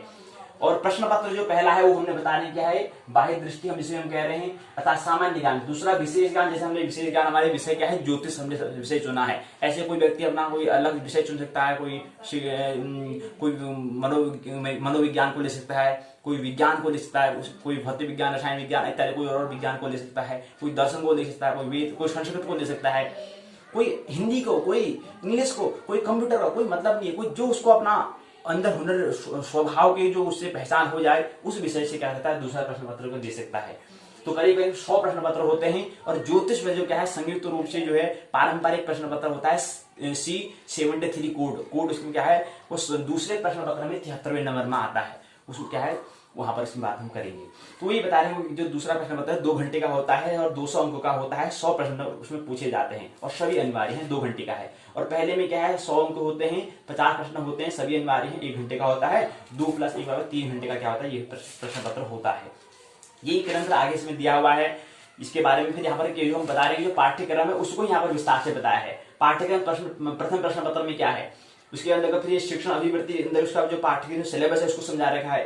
शोध अभिवृत्ति इसके अंतर्गत जो क्या है उसको समझने का प्रयास, बोध जो उसको समझाने का, संप्रेषण क्या है उसको समझाने का, गणितीय तर्क इसको समझाने का प्रयास, युक्ति तर्क को समझाने का प्रयास, आंकड़ों की व्याख्या, सूचना एवं संचार प्रौद्योगिकी, लोक विकास, पर्यावरण, उच्च शिक्षा प्रणाली, ये जो है इकाई जो उसके अंदर जो हम क्या पढ़ेंगे उसके बारे में यहाँ पर दिया हुआ है। शिक्षण अभिवृत्ति के अंदर क्या है, शिक्षण क्या होता है, अवधारणा, शिक्षार्थी की विशेषताएं, शिक्षण प्रभावक तत्व क्या है, उच्च अधिगम संस्थानों की पद्धति क्या होती है, शिक्षण सहायक प्रणाली क्या होती है, मूल्यांकन प्रणाली क्या होती है, ये शिक्षण अभिवृत्ति में होता है। दूसरा शोध अभिवृत्ति जो दूसरा खंड है, दूसरे खंड के अंदर शोध क्या होता है, इसका अर्थ, प्रकार और विशेषताएं क्या है ये बताएं। दूसरा बिंदु है शोध पद्धतियां क्या है, शोध के चरण क्या है, शोध प्रबंधन और आलेख लेखन क्या है, शोध में आईटीसी की क्या अनुप्रयोग है, आईसीटीसी का क्या अनुप्रयोग है, शोध नैतिकता क्या है, ये दूसरे खंड में। तीसरे खंड में बोध एक गद्यांश दिया जाएगा, उस गद्यांश से पूछे गए प्रश्न का हमें उत्तर देना होगा। चौथा खंड है संप्रेषण। संप्रेषण का मतलब क्या होता है, क्या अर्थ, प्रकार, क्या इसके अभिलक्षण है, प्रभावी संप्रेषण क्या है, प्रभावी संप्रेषण की क्या बाधाएं हैं, जन मीडिया एवं समाज क्या होता है, ये चौथे खंड में समझेंगे। पांचवें खंड में गणितीय तर्क और अभिवृत्ति, तर्क के प्रकार क्या होते हैं, संख्या श्रेणी क्या है, तर्क मतलब होता है कि रीजन को जानना, कार्य और कारणों को समझना था, विज्ञान की हम यहाँ पर बात करते हैं। तो गणितीय तर्क और उसकी अभिवृत्ति, तर्क के प्रकार, संख्या श्रेणी, गणितीय अभिवृत्ति इसी में बताया है। और इसी क्रम में अगला क्या होता है, इसी क्रम में जो छठा जो इकाई है, छठा जो खंड है उसका नाम दिया है युक्त तर्क दिया है। युक्ति के ढांचे का बोध, युक्ति के प्रकार, वेण का आरेख, भारतीय तर्कशास्त्र, प्रमाण और अनुमान की संरचना, ये क्या है छठे खंड में दिया है। सातवें खंड में आंकड़ों की व्याख्या, आंकड़ों का स्रोत, गुणात्मक मात्रात्मक आंकड़े, चित्रवत वर्णन, आंकड़ों की व्याख्या, आंकड़ों का सुशासन, प्राप्ति और वर्गीकरण बताया है। आंकड़ों का स्रोत और प्राप्ति और वर्गीकरण क्या है, पहला बिंदु है। इसके अंदर दूसरा, तीसरा, चौथा, पांचवा बिंदु है। ये क्या है, छठी क्या है, सातवां खंड है। आठवां खंड है सूचना एवं संचार प्रौद्योगिकी, आईसीटीसी क्या होता है, इसके बारे में यहाँ पर इसकी क्या शब्दावली है, कि इसकी संक्षिप्त क्या होता है, नाम इसको बताइए, सामान्य संक्षिप्तियां कुछ इसको समझेंगे पहले बिंदु। दूसरे में इंटरनेट क्या होता है, ईमेल क्या होता है, श्रव्य दृश्य कॉन्फ्रेंसिंग क्या होता है, उनको समझने का प्रयास। तीसरे बिंदु में उच्च शिक्षा में डिजिटल की पहल, और उसका अगला बिंदु है आईसीटीसी की अनुसूची और सुशासन को समझने का प्रयास है यहाँ पर खंड 8 में। 9वें खंड में लोक विकास और पर्यावरण, विकास और पर्यावरण क्या होता है, मानव और पर्यावरण का संव्यवहार क्या होता है, पर्यावरण मुद्दे क्या हैं, मानव स्वास्थ्य और प्रदूषण का प्रभाव, प्राकृतिक ऊर्जा के स्रोत, प्राकृतिक जोखिम आपदाएं, पर्यावरण अधिनियम, ये समझने का प्रयास हम क्या करेंगे 9वें खंड में करेंगे। 10वें खंड में उच्च शिक्षा प्रणाली क्या है, उच्च अधिगम संस्थाएं और प्राचीन भारत में शिक्षा स्वतंत्रता के बाद भारत में उच्च अधिगम और शोध का उद्भव, भारत में प्राच्य, पारंपरिक और गैर पारंपरिक अधिगम कार्यक्रम, व्यवसायिक तकनीकी व्यवसायिक, तकनीकी और कौशल आधारित शिक्षा, मूल्य शिक्षा और पर्यावरण शिक्षा, नीतियां, सुशासन, राजनीति और प्रशासन के बारे में क्या करेंगे 10वें खंड में हम समझने का प्रयास करेंगे। इसमें 10 खंड दिए हुए हैं, इसके अंतर्गत कुछ इकाई बिंदु है, इसको समझने का प्रयास हम करेंगे। एक संक्षिप्त मैंने केवल पाठ्यक्रम को थोड़ा समझने का प्रयास किया। अगले आने वाले बैठक में हम बात करेंगे, वो हम बात तो यहाँ पर करने वाले हैं क्योंकि हमने कहा माध्यम 2 हो चुका है, NDA, NEP, UGC जो है, इसको इससे हमारा क्या हो गया, इससे हम से जुड़ना, और दूसरा UOU से तो हम जुड़े ही हैं। इन दोनों के माध्यम से साधन है, इस साधन से हम क्या करेंगे आगे पाठशाला करेंगे। तो हम यहाँ पर बात कर रहे थे कि बाह्य दृष्टि अर्थात हमने कहा था नेट के 2 पेपर होते हैं, पहला प्रश्न पत्र और दूसरा प्रश्न पत्र। सामान्य ज्ञान के अंदर स्वयं ज्ञान, आसपास का ज्ञान, ग्राम, गांव और शहर की हम बात कर रहे थे। तो आइए थोड़ा शहर को समझने का प्रयास करते हैं। शहर में कितने क्या क्या नाम है, थोड़ा नाम को समझने का प्रयास हम करते हैं। चलिए आइए, पहला है रानीबाग काड़। हल्द्वानी को समझने का हम प्रयास कर रहे हैं। हल्द्वानी में क्षेत्र, हल्द्वानी जो भूमि का एक हिस्सा है, उस भूमि के क्षेत्र, छोटे छोटे क्षेत्र का क्या नाम कहते हैं, उस इलाकों को क्षेत्र, हल्द्वानी जो क्षेत्र है उसके इस भाग को क्या क्या नाम कहते हैं, उसका नाम तो होगा, किस नाम से जाना जाता है उसको समझने का प्रयास करते हैं। आइए 60 नाम है, उस 60 नाम को हम समझने का प्रयास करेंगे। पहला है रानीबाग काड़ गोदाम, रानीबाग काठ गोदाम। दूसरा है काठ गोदाम डमुआढूंगा। तीसरा है हरिपुर कर्नल। तीसरा है आवास विकास। पूछे कि आपसे कोई कहेंगे आवास विकास कहाँ पर है, तो पता होना चाहिए। सामान्य ज्ञान में तो कुछ भी आता है। सामान्य ज्ञान मतलब क्या है, अब स्वयं का ज्ञान, आस पास का ज्ञान और शहर का और गांव का ज्ञान होना चाहिए। अब शहर में तो शहर का ज्ञान होना चाहिए हमको। तो पहला बताया कि हमें क्या है, रानीबाग काड़ोदाम हो गया, दूसरा काड़ोदाम डमुआढूंगा हो गया, तीसरा हरिपुर कर्नल हो गया, चौथा आवास विकास हो गया, पांचवा है पॉलिसी। और दूसरा हम इसका जिक्र क्यों कर रहे हैं, इसका जिक्र करना हमारे इसलिए महत्वपूर्ण है क्योंकि हमने इसलिए पिछली बैठक में कहा था लोकल टू वोकल से ग्लोबल हमने बात की थी। लोकल से मतलब होता है स्थान से, अपने स्थान से हम बात की थी कि जो हमारा गांव जो शहर है वहां से प्रारंभ करेंगे, फिर क्या करेंगे देश में, फिर क्या करेंगे आगे पूरी पृथ्वी में। तो उसका ये नाम है लोकल, वोकल और ग्लोबल। ग्लोबल मतलब पूरी पृथ्वी, ग्लोब अर्थात पृथ्वी की हम बात करेंगे, वसुधा की हम बात करते हैं। पूरी वसुधैव कुटुंबकम जो सूत्र है, जो मनुष्य का सूत्र है, उस सूत्र पर हम चलेंगे। तो इसलिए लोकल से प्रारंभ था। और लोकल, सबसे बड़ा लोकल क्या होता है, स्वयं की खोज होता है। तो सबसे बड़ा लोकल, सबसे नजदीक कौन है, हम ही तो हैं अपने नजदीक। उसके बाद फिर और फिर ऐसे विस्तार आगे को है। तो इसलिए स्वयं से आगे यात्रा करनी है। तो इसलिए आप थोड़ा हम क्या करना है, शहर को समझने का प्रयास कर रहे हैं, इसलिए इसका जिक्र करना अनिवार्य हो जाता है, हमें ऐसा लगता है, तो इसलिए हम अनिवार्य जिक्र कर रहे हैं। तो क्या कौन कौन से नाम है शहर के बारे में पता होना चाहिए। तो रानीबाग काड़ोदाम पहला, काड़ोदाम डमुआढूंगा दूसरा, हरिपुर कर्नल तीसरा, आवास विकास चौथा, पांचवा पॉलिसी छठा, सुभाष नगर गोविंदपुरा, और सातवां भोटियापड़ाव गोरखपुर, आठवां जगदम्बा नगर कुल्यालपुर, ये क्या है आठवां। उसका नवा तल्लीम बमोरी, 10वां मल्ला गोरखपुर, 11वां तल्ला गोरखपुर, 12वां राजेंद्र नगर, चौथा राजपुरा पड़ाव, 14वां टनकपुर रोड, 15वां किदवई नगर, 16वां बाजार क्षेत्र, 17वां हीरा नगर, 18वां शिवपुरी भवानीगंज, 19वां रामपुर रोड, 20वां पर्वतीय मोहम्मद हिमालय फार्म, 21वां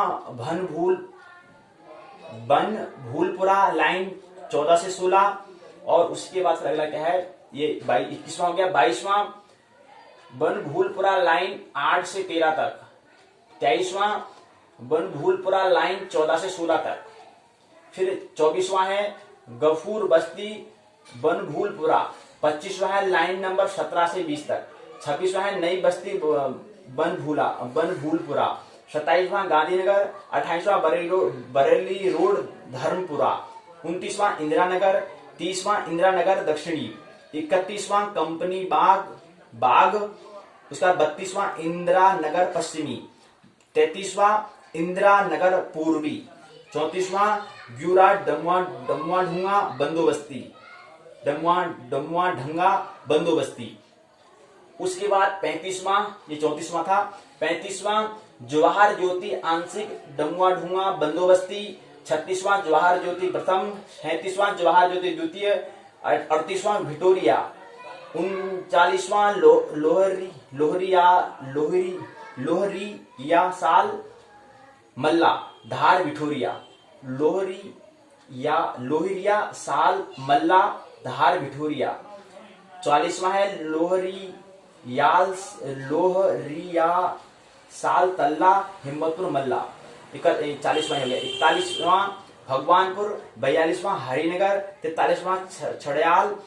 44वां कुसुमखेड़ा पश्चिमी। 45वां कुसुमखेड़ा पूर्वी और कोहली कॉलोनी 45वां। 46वां भिटोरिया पश्चिमी। 47वां भिटोरिया पूर्वी और उसके बाद 48वां बमोरी मल्ली। 49 बमोरी बंदोबस्ती। 50वां आदर्श नगर। 51वें नंबर में है मुखानी प्रथम। 52वें नंबर पर मुखानी द्वितीय। 53 नंबर पर मुखानी तृतीय। 54 नंबर पर मुखानी चतुर्थ। 55 नंबर पर मुखानी पंचम मानपुर उत्तर। 56 में मानपुर। 57 में हल्द्वानी तल्ली मानपुर उत्तर। 58 में हल्द्वानी तल्ली। 59 में गौजा जाली उत्तर। 60 में गौजा जाली। इस 60 क्या है नाम है, ये क्या है नगर निगम मैंने बताए थे, वार्ड के बारे में बताए थे, तो कभी सुना हुआ था तो वहां से हमने इसको लिया था, तो उसको मैं जिक्र करा। तो उसको जिक्र का मतलब क्या है, अपने शहर के बारे में कौन सी जगह में कौन रहता है, उस जगह का क्या नाम है, ये सब होना चाहिए। सामान्य ज्ञान में तो यही है, पहले प्रारंभ अपने से करो, फिर जितना हो सकता है, जितना जिस फील्ड में आप करना चाहते हैं उस फील्ड को अपने बेटर बनाने के लिए क्या करना है, स्वयं का ज्ञान, आसपास का ज्ञान, गांव शहर का ज्ञान, विकास करने का ज्ञान, जिले का ज्ञान, प्रदेश का ज्ञान, देश का ज्ञान, भूमि का ज्ञान। एक भूमि का भी हमेशा सम्यक ज्ञान हो जाएगा। कम से कम अन्य जो 50 पृथ्वियां हैं उसका ज्ञान अगर नहीं भी होगा तो कोई जरूरत नहीं है, इससे काम चल जाएगा। तो इस सामान्य ज्ञान में मुझे बातें होती है। बाकी हमने कहा था कि अन्य विषय जो है वो सब इसके अंतर्गत आ जाते हैं, क्योंकि विज्ञान की बात कर रहे हैं तो विज्ञान के अंतर्गत सभी विषय आ जाते हैं, चाहे वो फिर राजनीति हो, अर्थशास्त्र हो, या सामाजिक विज्ञान हो, पर्यावरण हो, या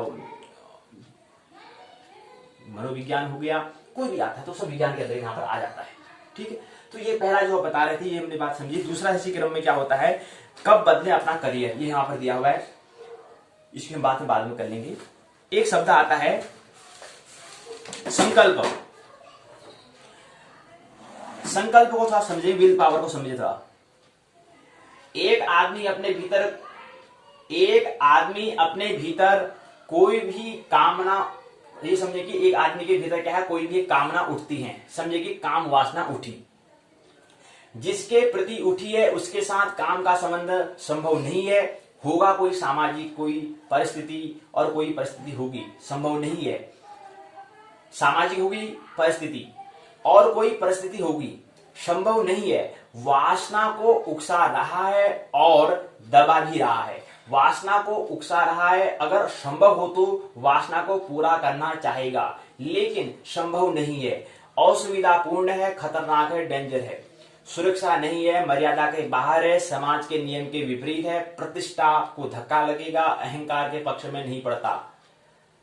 पत्नी क्या कहेंगी, पति क्या कहेगा, माँ क्या कहेंगी, पिता क्या कहेंगे, बहन क्या कहेंगी, भाई क्या कहेगा, इसलिए वो अपनी काम वासना अर्थात जो ऊर्जा, जो प्रकृति, जो हम किसे कहते हैं ऊर्जा, जो है जो शक्ति है, उस शक्ति की जो काम वासना है, जो ऊर्जा है, उसको क्या करते हैं, दबा देते हैं।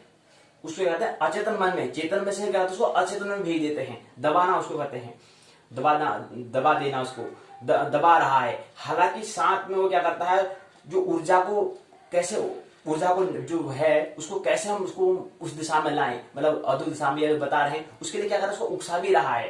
जो वासना है, जो काम की जो वासना, जो ऊर्जा है, उसको उकसा भी रहा है। क्या करता है, उसके लिए हम अलग अलग चित्रों, उसकी हमारी जो हमारी स्थिति है उस हिसाब से क्या करते हैं, उसको उकसाते हैं। किसी गाली अगर देंगे तो उसको वहां से उकसाएंगे, तो उस तरह से हम उस काम करते हैं, उस काम को उस तरह से उस चीज को, साधन को लेते हैं, अर्थात अनुक्रियाएं जो है उसको हम लेते हैं, ताकि उससे क्या जाए, उसको उकसा सके। तो वो क्या कर रहा है, अपनी काम वासनाओं से बधे हुए चित्रों को भी क्या है, उभारता चला जा रहा है, रस भी ले रहा है, दबा भी रहा है, दमन भी कर रहा है, मतलब अचेतन से चेतन में ला रहा है, लेकिन चेतन क्या प्रकट न करता है, उसको फिर क्या करता है, अचेतन में भेज दे रहा है। अर्थात उसको कहते हैं दबाना, मतलब कहता है इसको दबाना, उसको कहते हैं दमन, उसको कहते हैं। तो क्या होता है, इससे रस भी ले रहा है और दबा भी रहा है। इससे विल अर्थात संकल्प पैदा नहीं होता है, विल पावर ऐसे पैदा नहीं होती है। इससे विल क्या, जो विल थोड़ा सा, अगर जो हमारी विल पावर, जो हमारा संकल्प है, वो थोड़ा भी क्या, वो भी क्या जाता है, थोड़ा जो था वो भी क्या जाता है, शून्य हो जाता है, वो भी क्या जाता है, नष्ट हो जाता है। नहीं, वह आदमी न इसकी फिक्र कर रहा है कि कौन क्या कहेगा, न वो यह फिक्र कर रहा है कि पति पत्नी पिता इत्यादि जो परिवार है, रिश्तेदार है, वो क्या कहेंगे, समाज क्या कहेगा, यह कोई सवाल नहीं है। वह आदमी यह कह रहा है कि मेरे भीतर ऐसी कोई वासना उठ आए जिसमें मेरा वश न हो, तो यह गलत है, क्योंकि और डर नहीं है, कोई और कारण नहीं है, सिर्फ मैं अपने भीतर वासनाओं के पीछे नहीं चलना चाहता हूं, मैं मालिक होना चाहता हूं। इसलिए वह कहता है चुप। जो ऊर्जा आ रही है, उस ऊर्जा को हमें, जो हम कह रहे हैं कि क्या है, पूरे जीवन क्या है, ऊर्जा है, तो उस ऊर्जा को हमें कैसे अधो से ऊर्ध्व दिशा में लगाना है, उसके लिए बात कर रहे हैं। तो वो कहता है कि नहीं चुप, मैं इस ऊर्जा को क्या करूंगा, अधो से क्या करूंगा, ऊर्ध्व गमन में क्या करूंगा, मैं इसको लिए मैं मालिक हूं, मैं जो कहूंगा वो काम करेगा। वो ऐसा कहता है, चुप कहता है। तब फिर वो कल्पनाएं जो है वो नहीं करता है। फिर वो यौन से संबंधित जो भी है उससे संबंध जो उस ऊर्जा को जो बढ़ाती हैं, उससे क्या करता है, वो कल्पना करना बंद कर देता है। वो स्त्री संबंधी जो विषय है उससे भी क्या होता है, मन में जो धारणा, जो छाया प्रतिरूप होता है, उन सभी को बनाना क्या करता है, वो प्रतिमाएं नहीं बनाता, क्योंकि कहता है कि मालिक मैं हूं, मेरे बिना, मेरे आज्ञा के कैसे आ रहे हैं, ये ध्यान में देखना होता है हमें। वह अपने को जगा रहा है, अर्थात क्या कर रहा है, वह अब कह रहा है कि इतनी ताकत शक्ति मुझ में होनी चाहिए कि मैं जब कहूं बस, तो उसमें क्या है कि उसमें जब मैं जैसे ही मैं बस कहूं, उसमें उस ऊर्जा ने क्या हो, तत्क्षण क्या करना चाहिए, उस दिशा में बह जाना चाहिए। मतलब अभी आप ये देखिए कि जब हमें भूख लगती है, जब हमें भूख लगती है, अगर हम अंतर से अगर हम संकल्प के साथ, विल पावर के साथ अगर हम कहें कि मेरे को अभी खाना नहीं खाना है, जो शरीर कह रहा है, जो शरीर में, जो हमारे पेट में गुड़गुड़ की आवाज आ रही है, भूख लग रही है, अगर उस समय अगर हम पूरे संकल्प, विल पावर के साथ कहें कि मेरे को अभी खाना नहीं खाना है, खाना तो रोज ही खाता हूं, अभी नहीं खाऊंगा, तब समय क्या जाता है, शरीर जो हमारा जो विल पावर है उसके अनुरूप चलता है, शरीर जो होता है उस समय हम भूल जाते हैं। या इसको ऐसे समझें कि जब कोई एक बच्चा है, खेल करता है, जब वो खेल कर रहा है उस समय इसको जब वो खेल, जब फुटबॉल, मतलब फुटबॉल कोई खेल, मतलब फुटबॉल खेल रहा है, तो फुटबॉल जब करता है, फुटबॉल को किक मारता है, तो किक मारने में उसके पैर में क्या होता है, उंगली में चोट आ जाती है, लेकिन वो खेल में इतना व्यस्त है, उसमें मन पूरा उसका वहां इतना बिजी हो चुका है कि उसमें पैर लगी है, उसके बाद कुछ ख्याल ही नहीं है, पूरा खून बह रहा है। लेकिन जैसे ही वो खेल पूरा होता है, उसके बाद जब देखता है तो उसको पता चलता है, यार मेरा पैर में तो दर्द हो रहा है, तो खून है, मेरे को पता ही नहीं चला। तो ये क्या है, विल पावर। अगर ऐसे अगर पूरी वक्त पावर से, पूरी शक्ति से अगर कहें कि मेरे को अभी खाना नहीं खाना है, तो शरीर तत्क्षण कहना मान लेगा, और उसके बाद फिर क्या हो जाएगा, आप नॉर्मल अवस्था में आ जाओगे। हम कहते हैं भूख लगती है, तत्क्षण खाना ढूंढने लग जाते हैं। ये इससे विल क्या होता है, इससे हम विल को, जो संकल्प शक्ति है, उसको हम, उसका क्या कर रहे हैं, जो थोड़ी है जो है विल पावर, उसका भी क्या कर रहे हैं, हम नष्ट कर रहे हैं। तो कैसे हमें विल पावर हमारे पास होनी चाहिए, कैसे हमारे पास संकल्प होना चाहिए। संकल्प के लिए संकल्प के लिए क्या होता है, संकल्प के लिए यही होता है, विल के लिए यही होता है कि हम मालिक होने चाहिए, अर्थात आत्मा ने मालिक होना चाहिए, उसके अनुरूप मन ने, उसके अनुरूप शरीर ने चलना चाहिए। तो शरीर कहता है, शरीर तो क्या है, शरीर तो एक जड़ है, वो तो जब वहां पर जो पदार्थ है अगर कम हो जाएगा, तत्क्षण उसने बोल देना है, भाई भैया मेरे को भूख लग गई। लेकिन उसका फिर मन और उसके बाद आत्मा, तो आत्मा का हमें क्या मालिक होना है, इसलिए यहाँ पर संकल्प की हम बात कर रहे हैं। तो वह यह किसी चीज को दबाने में काम लगता है, किसी चीज को जगाने में ज्यादा लगा रहा है। अब उसने क्या करता है कि अब मैं मालिक हूं, अब मैं जो कहूंगा वहां को ऊर्जा बहेगी, वहां वो काम मैं करूंगा, जो मैं चाहता हूं वही मैं करूंगा। मेरा जो मन कहे वही नहीं करूंगा, मैं जो चाहता हूं, जो मैं करना चाहता हूं मैं वही करूंगा, ऐसा कहता है। वह अपने को जगा रहा है। अब वो कह रहा है कि इतनी ताकत मुझे होनी चाहिए, शक्ति मुझ में होनी चाहिए कि मैं जब बस कहूं तो समाप्त हो जाए। तब उसके भीतर क्या होता है, संकल्प अर्थात विल पैदा होता है। संकल्प, हम सुबह सुबह संकल्प लेते हैं, ओम विष्णु विष्णु महापरमात्मे श्री 12 कल्पे वैश्वतंत्री अष्टाविशंति युगे कलि प्रथम चरणे जम्बू दीवे भरतखंडे आर्यावर्ते। कौन सा संवत है, कौन सा तिथि है, ये हम कहते हैं, लेकिन इस कहने से कुछ ज्यादा हाल होने वाला नहीं है। संकल्प जो उसका मतलब है, उस संकल्प को हम कैसे जगा रहे हैं, उसका मतलब हमें समझना पहले महत्वपूर्ण होता है। उसको अचानक करने से कुछ हल नहीं होने वाला है। तो संकल्प पहले क्या करना होता है, संकल्प पहले हमें मतलब आत्मा जो कहेगी उसके अनुरूप मन और शरीर ने चलना चाहिए। तो वो कहता है कि आप में संकल्प, इसको हम संकल्प कहते हैं, इसको हम विल पावर कहते हैं। संकल्प एक क्रिएटिव एक्ट है। संकल्प अपने भीतर किसी नई शक्ति का, न्यू पावर को क्या है, जगाना है, और दमन अपने भीतर पुरानी वासनाओं की शक्तियों को दबाना है।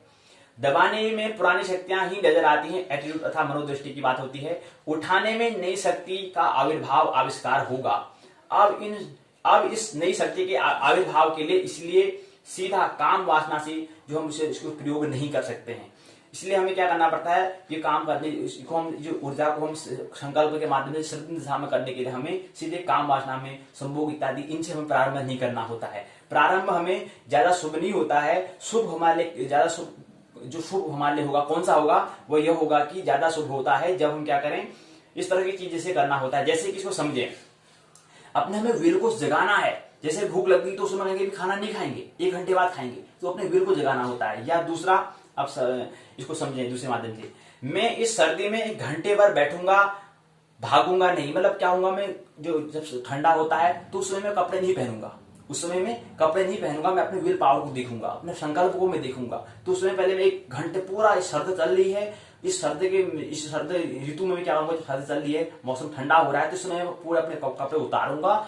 और मैं 1 घंटे ठंडे में ही रहूंगा, कपड़े तब तक नहीं पहनूंगा। 1 घंटे में खड़ा रहना है तो रहना है। तो उसमें क्या होगा, जब हमारा जो हम अगर अंदर विल पावर से अगर हम कहेंगे कि मेरे को कपड़ा नहीं पहनना, तो तत्क्षण हमारे शरीर में गर्म, हमारा शरीर जो है गर्म हो जाता है, उसको ठंड का आभास ही नहीं होता है। इसको समझने का प्रयास यहाँ पर कर रहे हैं। मैं इस सर्दी में घंटे भर बैठूंगा, भागूंगा नहीं। अब इसे कोई बात नहीं, आप कहते हैं कि भागूंगा नहीं, 1 घंटा में सर्दी को झेलूंगा, झेलने के लिए मैं यहाँ पर बैठा हूं, पूरे मन से और पूरे संकल्प से मैं यहाँ पर बैठा हूं। देखूंगा कि मेरे भीतर कोई शक्ति, ऊर्जा, पावर जगती है नहीं जगती है, जो सर्दी को घंटे पर झेल पाए। आप कुछ दबा नहीं रहे हैं, आपको जगा रहे हैं। तिब्बत के लहसा विश्वविद्यालय में एक पूरा प्रयोग होता है जिसको हिट योगा कहते हैं। हिट योगा, जिसको संकल्प विल से गर्मी पैदा करना हम कहते हैं। अगर संकल्प पूर्वक अगर आप कहते हैं कि सर्दी नहीं गर्मी है, तो तत्क्षण शरीर क्या करता है, पसीना छोड़ना शुरू करता है। जैसे गर्मी में हम पसीना कुछ काम करते हैं, ऐसा पसीना आ रहा होता है, ऐसे सर्द जब है तब भी हमारा शरीर पसीना छोड़ना शुरू कर देगा। इसको ही हिप्नोसिस, सम्मोहन में भी किसी को भी छूट जाता है, सम्मोहन जब करते हैं वहां पर भी ऐसी घटना होती है। ये सब क्या है, साधना के ब्रह्म के ऊपर से जाना, उसको क्या है, साधना है। तो विल पावर को हम कैसे, विल पावर, इसका मतलब सूत्र हम समझाने का प्रयास कर रहे थे। उसका एक ही सूत्र था कि हम क्या करेंगे कि जो मन है और जो शरीर है उसके अनुरूप आत्मा को नहीं चलना है। हमें सारथी, हमारी आत्मा ने हमें सारथी होना है, रथी अर्जुन ने होना है। जो अर्जुन को कृष्ण में बात हम करते हैं, उसी सूत्र को हमें अपने जीवन में उतारना है। तो ये बातें हैं, 2 बातें यहाँ पर हमने समझने का प्रयास किया है। अगली 2 बातें में हम कब बदले अपना करियर के बारे में दिया है। करियर बदलने का फैसला जल्दीबाजी में निर्णय न करने के बजाय धैर्य और गंभीरता पूर्वक करना चाहिए, क्योंकि बार बार करियर की डगर है, बदली नहीं जा सकती है। तो ये थोड़ा रोजगार, जॉब और बिजनेस की हम बात कर रहे हैं, तो इसके बारे में यहाँ पर दिया हुआ है, कुछ सूत्र दिए हुए हैं, ये समझने का प्रयास है। करियर, तो करियर के बारे में कुछ बात करेंगे। एकदम से हमें ये वाला काम बनना है, यहाँ छोड़ देना, वो छोड़ देना, ऐसा नहीं करना है, पहले समझना है। तो ये चीज है। दूसरा यहाँ पर है, ऐसे पार होगा इंटरव्यू का चक्रव्यूह। नौकरी की तलाश है पर कहीं बात ही नहीं बनती। कहीं ऐसा तो नहीं कि इंटरव्यू के दौरान आप लगातार कुछ गलतियां कर रहे हो। इंटरव्यू जो साक्षात्कार होता है, सबसे बड़ा साक्षात्कार तो है आत्मबोध के लिए हम होना। आत्मबोध अगर हो जाएगा, आत्म साक्षात्कार हमने कर लिया, तो कोई भी साक्षात्कार कोई भी करा ले, उसमें कोई दिक्कत नहीं होती है। सबसे महत्वपूर्ण है आत्म साक्षात्कार। इंटरव्यू में, साक्षात्कार में किन गलतियों से हम बचें, इसके बारे में बताते हैं।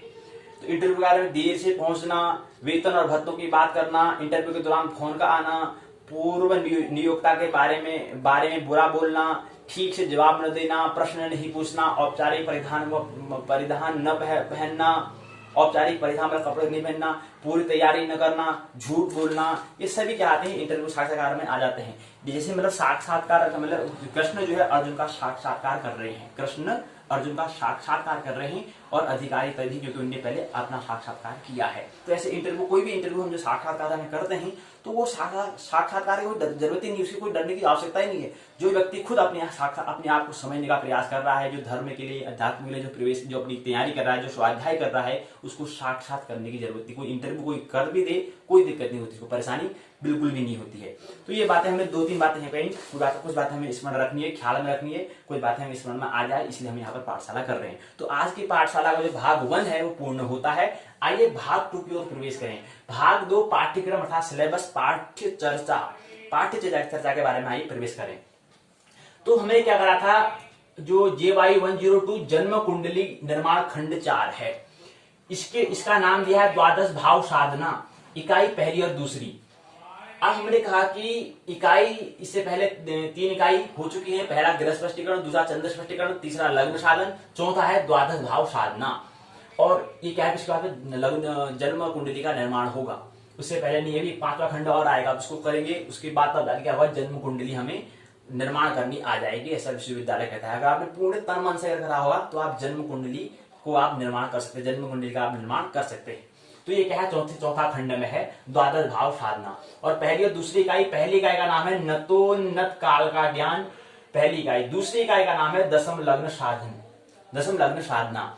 तो पहली इकाई जो है नत, हम कह रहे हैं नतोन्नत काल का ज्ञान। नतोन्नत मतलब क्या होता है, नत धन उन्नत, और ऊ से क्या बना है, ओ बना है। कौन सी संधि है यहाँ पर, आने वाली पाठशाला संस्कृत की होगी, वहां पर हम समझने का प्रयास करेंगे कि कौन सी संधि यहाँ पर हो रही है। लेकिन यहाँ पर न तो में अ है और ऊ में ऊ, यहाँ पर ऊ है, तो अ और ऊ से ओ यहाँ पर संधि हो रही है, ये हम समझने का प्रयास। तो यहाँ पर आपने, हम नतोन्नत कह रहे हैं, इसको तोड़ते हैं तो नत धन उन्नत होता है। नत का मतलब क्या होता है, नत का मतलब होता है झुका हुआ होता है नत का मतलब, और उन्नत का मतलब होता है उन्नति। उन्नत से ही उन्नति शब्द बना है। उन्नति से आपने नाम सुना होगा, जहां पर उन्नति का मतलब आप देखो, उन्नति का मतलब क्या होता है, परिवर्तन करना अथवा विकास की ओर अग्रसर होना, विकास करना कहते हैं। ऐसी प्रोन्नत आपने नाम सुना होगा, प्रोन्नत मतलब प्रधन उन्नत, यहाँ पर भी संधि विचित हो रही है। जैसे कोरोना काल में एग्जाम नहीं हुआ, जो दूसरे वर्ष में जो पहले और दूसरे वर्ष के जो विद्यार्थी थे, उनको अगले कक्षा में क्या करते हैं, प्रोन्नत कर दिया, अर्थात क्या कर दिया, उसको अगली कक्षा में प्रवेश दे दिया है, बिना परीक्षा के क्या कर दिया, प्रवेश उन्हें दे दिया है। क्योंकि कोरोना की ऐसी स्थिति भी चल रही है, कोविड-19 की ऐसी स्थिति में परीक्षा नहीं हो सकती है, इसलिए क्या करते हैं, उनको प्रोन्नत कर दिया, अगली कक्षा में प्रवेश दे दिया है। इसलिए इसको हम प्रोन्नत अथवा प्रमोट हम इसको कहते हैं।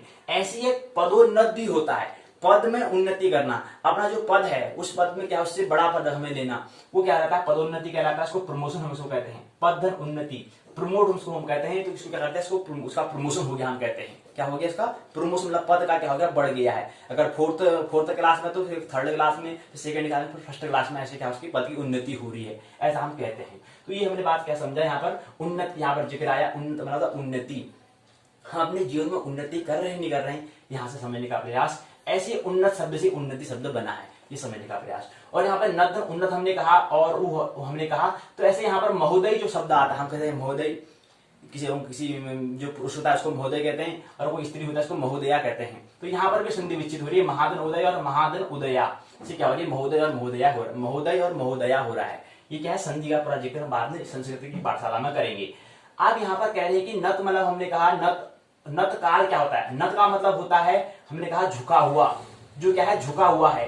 नत काल कैसे कहते हैं, मध्याह्न रेखा से, मध्याह्न रेखा मतलब होता है जो भूमि को ठीक, पृथ्वी को ठीक आधे भाग से जो विभाजित करे, ऐसी काल्पनिक रेखाएं मन के द्वारा, मन में चित्त में खींची गई ऐसी काल्पनिक रेखाएं जो क्या है, भूमि जो पृथ्वी को ठीक मध्य भाग से क्या करें, विभाजित करें, ठीक पृथ्वी का आधा भाग करें, 2 भाग करें, ठीक मध्य भाग से, उसको 2 भाग करें, लेकिन ठीक मध्य से करें। मतलब 2 भाग हो सकते हैं, हो सकता है यहाँ से भी भाग हो सकता है, यहाँ से भी हो सकता है, लेकिन ऐसा भाग जो ठीक मध्य से करे, मतलब ये वाला भाग और ये वाला भाग, दोनों भाग क्या हो, समान हो। तो ऐसे क्या कहते हैं हम, मध्याह्न, ऐसी रेखा जो काल्पनिक रेखा खींची है उसको मध्याह्न रेखा कहते हैं। तो मध्याह्न रेखा से इष्ट के अंतर को हम क्या कहते हैं, नत काल कहते हैं। और इसको मेरिडियन डिस्टेंस इसको हम कहते हैं आंग्ल भाषा में। अब आता है मध्याह्न रेखा दशम स्थान, जिसको हम कह सकते हैं सिर के ऊपर का स्थान, जिसको हम कहते हैं दोपहर, यानी कि दोपहर को हम कहते हैं। और मध्याह्न से पहले नत का मतलब होता है झुका हुआ, उन्नत का मतलब होता है 30 घटी में से अगर नत को हटाते हैं तो उन्नत हमें मिलता है, अर्थात उन्नत काल की यहाँ पर बात करते हैं। उन्नत काल अर्थात 30 घटी में अगर हम नत को हटा देते हैं तो हमारा उन्नत काल हमें मिल जाता है, ये चीज है। और यहाँ पर हमने कहा कि नत में झुका हुआ होता है मध्य। अब यहाँ पर हम बात करते हैं कि नत जो है वो 2 होते हैं। नत जो है, एक होता है पूर्व नत, एक होता है पश्चिम नत। अर्थात हम जो कह रहे हैं कि ये जो नत है क्या है, वैसे 2 हैं और 2 के भी क्या है, 4 हैं। अर्थात एक पूर्व नत अर्थात दिन का और एक रात का, तो दिन के भी 2 होते हैं और रात के भी 2 होते हैं। इसी क्रम में क्या कहता है, 4 इसके भाग हो जाते हैं। दिन क्या होता है, 12 घंटे का होता है, रात 12 घंटे का होता है। तो दिन में एक एक पहला जो इसका नत है, पहले नत को हम दिवा पूर्व नत कहते हैं, दूसरे को दिवा पश्चिम नत कहते हैं। फिर उसके बाद जो दिन की तो हमने बात कर लिया, अब रात की बात। रात में पहला है रात्रि पश्चिम नत, दूसरे में रात्रि पूर्व नत है। अब रात्रि हम जो नत कह रहे हैं, ये नत के जो हम 4 नत हम कह रहे हैं, इसको समझते हैं। पहले दिन के माध्यम से समझते हैं। दिवा पूर्व नत जो होता है सुबह जैसे ही 7 बजते हैं, यानी कि 6:01 जब होता है अर्थात 7 बजना शुरू हो गया है। थोड़ा हम टाइम को भी, समय को भी देखना था सीखें। हमें भी समय टाइम देखना भी नहीं आता है। यानी कि 6:01 मतलब क्या हुआ, 7 बजना प्रारंभ हो चुका है। तो इसलिए यहाँ पर कह रहे हैं कि दिवा पूर्व नत मतलब होता है कि 7 बजे, मतलब 6:01 जैसे हो रहा है तो अर्थात 7 बजे, तो 7 से 12 बजे इन जो 6 घंटे का जो समय है उसको हम दिवा पूर्व नत कहते हैं। और उसके बाद जैसे 1 बजे से 6 बजे तक समय को हम दिवा पश्चिम नत कहते हैं। और इसी क्रम में जैसे 6 बजे वापस 7 बजता है, 7 से 12 बजे तक रात्रि पश्चिम नत हो गया, और उसके बाद 1 से 6 बजे तक क्या हो गया, रात्रि पूर्व नत हो गया। ये 12 घंटे की घड़ी इस हिसाब से बता रहे हैं। लेकिन जो दिवानत मतलब दिन की हम बात करते हैं, दिन में 6 घंटे को हम ले सकते हैं, क्योंकि 12 घंटे की दिन होता है तो 6 घंटे का हो गया। तो 6 घंटे का दिवा पूर्व नत, 6 घंटे का दिवा पश्चिम नत, 6 घंटे का रात्रि पश्चिम नत, 6 घंटे का रात्रि पूर्व नत होता है। ये क्रम यहाँ पर समझने का प्रयास करें। थोड़ा इसको और समझिए कि अगर हम बात करते हैं पूर्व दिशा नत जो होता है वह पहले होता है, क्योंकि पहले जो है दिवा मतलब जब जैसे स्थानीय समय के आधार पर और एक मानव समय के आधार पर, स्थानीय समय के आधार पर जो लोकल टाइम के आधार पर पूर्व दिवानत से पहले पूर्व दिवानत होगा, फिर पश्चिम दिवानत होगा, फिर पश्चिम रात्रि नत होगा, फिर क्या होगा, पूर्व रात्रि नत होगा। ठीक है, ये क्या है यहाँ पर इसमें दिया हुआ है। और उसी क्रम में अगर इसको अगर मानक समय के आधार पर कहें तो पूर्व रात्रि नत, उसके बाद फिर क्या होगा, पूर्व दिवानत, उसके बाद क्या होगा, पश्चिम दिवानत, उसके बाद पश्चिम रात्रि नत होगा। कुल मिला के कहने का मतलब है पृथ्वी का एक वर्तुल को हम यहाँ पर समझने का प्रयास कर रहे हैं 4 भागों में। उसका अलग अलग नाम दे रखा है, दिवा पूर्व नत, दिवा पश्चिम नत, रात्रि पश्चिम नत, रात्रि पूर्व नत। अर्थात नत मतलब होता है झुका हुआ, नत का मतलब होता है झुका हुआ, उसका शब्द का मतलब होता है झुका हुआ। और उन्नत का मतलब होता है, उन्नत में अगर 30 घटी में से अगर नत को घटा देते मतलब कितने अंश झुकी हुई है, कितने घटी कितने पल में झुकी हुई है, अगर 30 घटी से उतने नत को हटा देंगे तो हमें उन्नत भी मिल जाता है। तो ये क्या होता है, इकाई पहला जो नतोन्नत काल का हम ज्ञान, इसको हम समझने का प्रयास यहाँ पर करते हैं। मध्याह्न रेखा मतलब होता है भूमि को आधे करने वाले ऐसे मन के द्वारा खींची गई काल्पनिक रेखा को हम क्या कहते हैं, मध्याह्न रेखा ही कहते हैं, जो पृथ्वी को ठीक आधे भाग करें। तो यहीं पर क्या है, इकाई पहली जो है नतोन्नत काल पूर्ण होता है। आइए दूसरी इकाई है दशम लग्न साधन, उसको समझने का प्रयास हम करते हैं। लग्न, अब हम दशम लग्न तो कह रहे हैं, उससे पहले लग्न क्या होता है, उदय क्षितिज वृत्त क्रांति वृत्त में पूर्व दिशा में जहां स्पर्श करता है उसको हम कहते हैं लग्न कहते हैं। दशम लग्न होता है ऊर्ध्व मतलब होता है ऊपर की ओर, ऊर्ध्व दिशा में जहां क्षितिज वृत्त क्रांति वृत्त में जहां स्पर्श करता है उसको हम दशम लग्न कहते हैं। अब क्षितिज वृत्त क्या होता है और एक क्रांति वृत्त क्या होता है, प्रश्न परिभाषा तो हम कह रहे हैं कि उदय क्षितिज वृत्त और क्रांति वृत्त में पूर्व दिशा में जहां स्पर्श करता है उसको हम कहते हैं लग्न कर देते हैं। लेकिन उससे पहले ये क्षितिज वृत्त होता क्या है, क्रांति वृत्त क्या होता है, इसके बारे में तो पता होना चाहिए। तो ये क्षितिज वृत्त क्या है, क्रांति वृत्त क्या है, इस पर आप चिंतन करेंगे, विचार करेंगे कि आखिर होता क्या है, इस पर आप विचार करेंगे, तब जाके आप लग्न को समझ पाएंगे। प्रश्न करते रहें ताकि आप उसका उत्तर खोजें, कुछ ढूंढें। उन्नत मतलब होता है 30 घंटे में अगर नत को घटा देते तो उन्नत हमें मिल जाता है। और मध्याह्न रेखा वाले बताया भूमि को ठीक आधा करने वाली रेखा क्या कहते हैं, इसको नत कहते हैं। मध्याह्न रेखा मतलब भूमि को ठीक आधा करने वाली रेखा, और नत होता है मध्याह्न रेखा से इष्ट के अंतर को हम क्या कहते हैं, नत हम कहते हैं। तो ये बातें हैं। बाकी प्रसारण बीजेपी स्वाध्याय यूट्यूब द्वार से हो रहा है, बीजेपी स्वाध्याय यूट्यूब द्वार चैनल हम बता रहे हैं, और उसका प्रस्तुति बीजेपी संस्था द्वारा प्रस्तुत करता है ज्योतिर्मय। यहाँ पर क्या है, पाठशाला है। तो ये हमने कुछ संकेत, हमने आज की पाठशाला को भाग 1 में भाग 2 में समझने का प्रयास किया। अब हमने कहा कि माध्यम हम यहाँ पर दो माध्यम ले चुके हैं, 2 साधन 2 सीढ़ी हमने यहाँ पर बनाई है। 2 सीढ़ी को माध्यम से हम आगे हमें दूसरे फ्लोर में, सेकेंड फ्लोर में, दूसरे भवन में हमें पहुंचना है। तो इसलिए पहला भवन तो हमने नेट की, हमने पुस्तक में, हमने उसकी जो सिलेबस है वो पाठ्यक्रम है, उसमें हमने बात कर ली है। अब यूओयू का जो पाठ्यक्रम है, जो पुस्तक है, उसमें क्या दिया है उसका जिक्र करना अनिवार्य हो जाता है। आइए उसको समझते हैं। तो खंड 4 क्या है, द्वादश भाव साधन इसमें बताया है। अब द्वादश भाव कैसे साधते हैं इसके बारे में बताया है। कह रहे हैं कि इकाई पहली है नतोन्नत काल, नत धन उन्नत। इकाई की रूपरेखा है प्रस्तावना, उद्देश्य, नतोन्नत काल परिचय, नतोन्नत काल की परिभाषा, स्वरूप, नतोन्नत काल का सैद्धांतिक विवेचना, नतो धन उन्नत, नतोन्नत काल का महत्व, इसके बारे में सारांश, पारिभाषिक शब्दावली, अध्याय प्रश्न के उत्तर, संदर्भ ग्रंथ सूची, सहायक उपयोगी पाठ्य सामग्री, निबंधात्मक प्रश्न यहाँ पर दिया हुआ है। इसी क्रम में आगे फिर क्या होता है, कहते हैं कि खंड चौथा है, पहली इकाई उसका नाम दिया है नतोन्नत काल दिया हुआ है। इसमें क्या होता है, नत और उन्नत काल की आवश्यकता हमें कहां पर होती है, ग्रह को साधने में होती है। इसलिए हमें नत और उन्नत का हमें क्या होना चाहिए, ज्ञान होना चाहिए। कुंडली निर्माण में दशम भाव साधन करने के लिए साइन सूर्य द्वारा लग्न साधन की विधि से दशम लग्न क्या होता है, स्पष्ट होता है। सूर्योदय मान के स्थान पर लंकोदय मान का प्रयोग करके सूर्योदय से इष्ट काल के स्थान पर हम नत काल का प्रयोग करते हैं। सैद्धांतिक दृष्टिकोण से मध्याह्न रेखा से इष्ट के अंतर को हम नत कहते हैं। नत को आंग्ल भाषा में मेरिडियन डिस्टेंस से कहते हैं। मध्याह्न रेखा बराबर होता है दशम स्थान, सिर के ऊपर का स्थान बराबर होता है दोपहर। दोपहर किसे कहते हैं, जिसमें ठीक जो सूर्य होता है ठीक हमारे मध्य में जब ठीक सिर के ऊपर आ रहा होता है तो कहते हैं कि दोपहर हो गया। और हमने बताया कि क्या होते हैं, 6 भाग होते हैं। पहले प्रातः होता है 4 घंटे का, फिर सुबह होता है 4 घंटे का, फिर दोपहर होता है 4 घंटे का, फिर सायं होता है 4 घंटे का, फिर शाम होता है 4 घंटे का, फिर रात्रि होती है 4 घंटे का। तो 4 6 को 24 ऐसे क्या होता है, 24 घंटा मतलब पृथ्वी का एक वर्तुल को हम ऐसे 6 भागों में समझते हैं। तो ऐसे ये समझाने का प्रयास। वस्तुतः मतलब नत का मतलब होता है, नत जो शब्द है उसका मतलब होता है झुका हुआ। उद्देश्य यहाँ पर दिए हैं, 6 उद्देश्य यहाँ पर दिए हुए हैं। नतोन्नत काल से परिचय यहाँ पर दिया हुआ है। नतोन्नत काल की परिभाषा स्वरूप यहाँ पर बताया है, परिभाषा उसका स्वरूप क्या है उसके बारे में यहाँ पर दिया हुआ है। और पूर्व ये भी बता रहे हैं, इसका 4 भाग हैं, दिवा पूर्व नत, दिवा पश्चिम नत, रात्रि पश्चिम नत, रात्रि पूर्व नत। ये इसमें यहाँ पर समझाने का प्रयास यहाँ पर हमने किया है। दिन के 2 भाग और रात्रि के 2 भाग यहाँ पर किए हुए हैं। कुछ अभ्यास प्रश्न पूछा है। पहला प्रश्न पूछा है, नत का शाब्दिक जो नत जो है, जो शब्द है, इस शब्द का मतलब क्या होता है। नत कहते हैं किसे कहते हैं, अर्धरात्रि में अर्धरात्रि से मध्याह्न तक इष्ट होता है। हो तो क्या हो तो होता है, क्या होता है, सूर्योदय के उपरांत अर्धरात्रि तक होता है, क्या होता है, ये पूछ रहे हैं।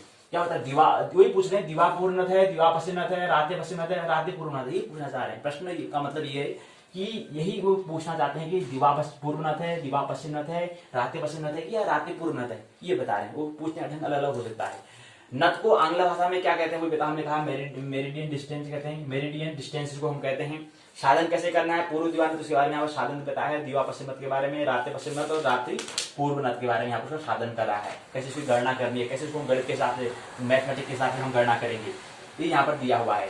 उन्नत मैंने बताया, दशम भाव साधन करने के लिए कभी उन्नत का भी आवश्यकता हमें पड़ जाती है। उन्नत क्या है, उन्नत प्राप्त होता है 30 घटी में से अगर नत को हम अगर ऋण कर देते हैं, घटा देते हैं तो हमें उन्नत मिल जाता है। 30 घटी में से नत घटा देने से उन्नत हमें क्या होता है, प्राप्त होता है। मध्याह्न और अर्धरात्रि में सदा 30 घटी का अंतर रहता है। तो मध्याह्न और अर्धरात्रि में सदा क्या है, 30 घटी का क्या है, अंतर रहता है। ये हमें समझने का प्रयास यहाँ पर कर रहे हैं। इसी क्रम में नतोन्नत काल का महत्व हमारे जीवन में क्या है, ये समझाने का प्रयास किया है। यहीं पर सारांश से कुछ बातें हमें बताई हैं, कुछ परिभाषिक शब्दावली यहाँ पर दी हुई है, अभ्यास प्रश्न दिए हुए हैं। नत काल से आप क्या जानते हैं, नत काल से आप क्या समझते हैं, उन्नत काल क्या है, मिश्र मान क्या है, नत और उन्नत काल साधन सूत्र क्या है उसे बताओ। नतोन्नत काल का सैद्धांतिक विवेचना कीजिए। पहला जो प्रश्न पूछा था, पहला प्रश्न के जो अभ्यास प्रश्न पूछे थे उसका उत्तर यहाँ पर दिए हुए हैं, उनकी यहाँ पर इसमें दिया हुआ है। और इसी क्रम में फिर आगे क्या होता है, इसी क्रम में फिर आगे जो ग्रंथ सूची है, संदर्भ ग्रंथ सूची है, संबंधित जो ग्रंथ सूची है, ये विषय है जो नतोन्नत काल को अगर आपको और अच्छे से समझना है तो वहां पर आप इन ग्रंथ सूचियों में जा सकते हैं। उसके बाद उपयोगी पाठ्य सामग्री है, वहां से भी आप इसको समझ सकते हैं। निबंधात्मक प्रश्न फिर बड़ा प्रश्न पूछा है कि नतोन्नत काल को परिभाषित करते हुए इसकी सैद्धांतिक विवेचना कीजिए। नतोन्नत काल के साधन सूत्र का लेखन करते हुए उदाहरण से स्पष्ट करो। यहीं पर क्या होता है, इकाई पहली पूर्ण होती है, इकाई दूसरी जो है उसका नाम है दशम लग्न साधन। प्रश्न पूछा है, रेवती नक्षत्र में भैया 15 घटी 40 पल, भगोग 59 घटी 16 पल है, तो जन्म दशा भोग्य काल साधन कीजिए। पहला। दूसरा बड़ा प्रश्न पूछा है, स्वकल्प उदाहरण द्वारा दशम लग्न साधन उपस्थान कीजिए, उपस्थापित कीजिए। अगला प्रश्न है, रोहिणी नक्षत्र में भयात 32 डिग्री 39 अंश, भगोग 66 अंश 66 घड़ी 35 अंश हो तो योगिनी दशा भोग्य मान साधन कीजिए। अगला फिर बड़ा प्रश्न पूछा है कि मृगशिरा नक्षत्र भयात 30 घटी 30 पल, भगोग 61 घटी विषोन्तरी दशा का हो तो विषोन्तरी दशा ज्ञान कर भुक्त भोग के साधन कीजिए। अगला प्रश्न है, पुष्य नक्षत्र का भयात अगर 45 घटी 35 अंश, भगोग 65 घटी 0 अंश हो तो दशा साधन सहित विंशोत्तरी दशा का भुक्त भोग्यमान साधन कीजिए। रूपरेखा है, प्रस्तावना, उद्देश्य, दशम लग्न साधन परिचय, दशम लग्न की परिभाषा, स्वरूप, दशम चतुर्थ साधन उदाहरण, प्राचीन विधि से दशम साधना, दशम लग्न साधन भुक्त भोग्य रीति से सारांश, परिवेश, शब्दावली, अभ्यास प्रश्न के उत्तर, संदर्भ ग्रंथ सूची, सहायक पाठ्य सामग्री, निबंधात्मक प्रश्न पूछे गए हैं। वही इस क्रम को आगे विस्तार से बताया हुआ है। लग्न का मतलब होता है लग तीति लग्नम, जो लगता है, जो मतलब लग रहा हो, मतलब छू रहा हो, ऐसा जहां पर होता है उसको हम लग्न कहते हैं। उद्देश्य यहाँ पर 7 उद्देश्य यहाँ पर दिए हुए हैं। लग्न परिचय यहाँ पर दिया है, लग्न परिचय उसको साधन कैसे करना है यहाँ पर इसको समझाने का प्रयास किया है। पहले समझेंगे फिर उसको गणित के आधार पर उसको हल करेंगे, यहाँ पर इसमें दिया हुआ है। वही फिर उदाहरण लग्न साधन को उदाहरण से बताना है, दशम साधन को नतन उन्नत को बताना है, यहाँ पर दिया हुआ है। दशम चतुर्थ भाव साधन उदाहरण यहाँ पर दिया हुआ है। धनादि भाव के साधन क्या है इसको समझाने का यहाँ पर प्रयास किया हुआ है। इसी क्रम में फिर क्या है, धनादि भाव साधन उदाहरण से यहाँ पर बताया है।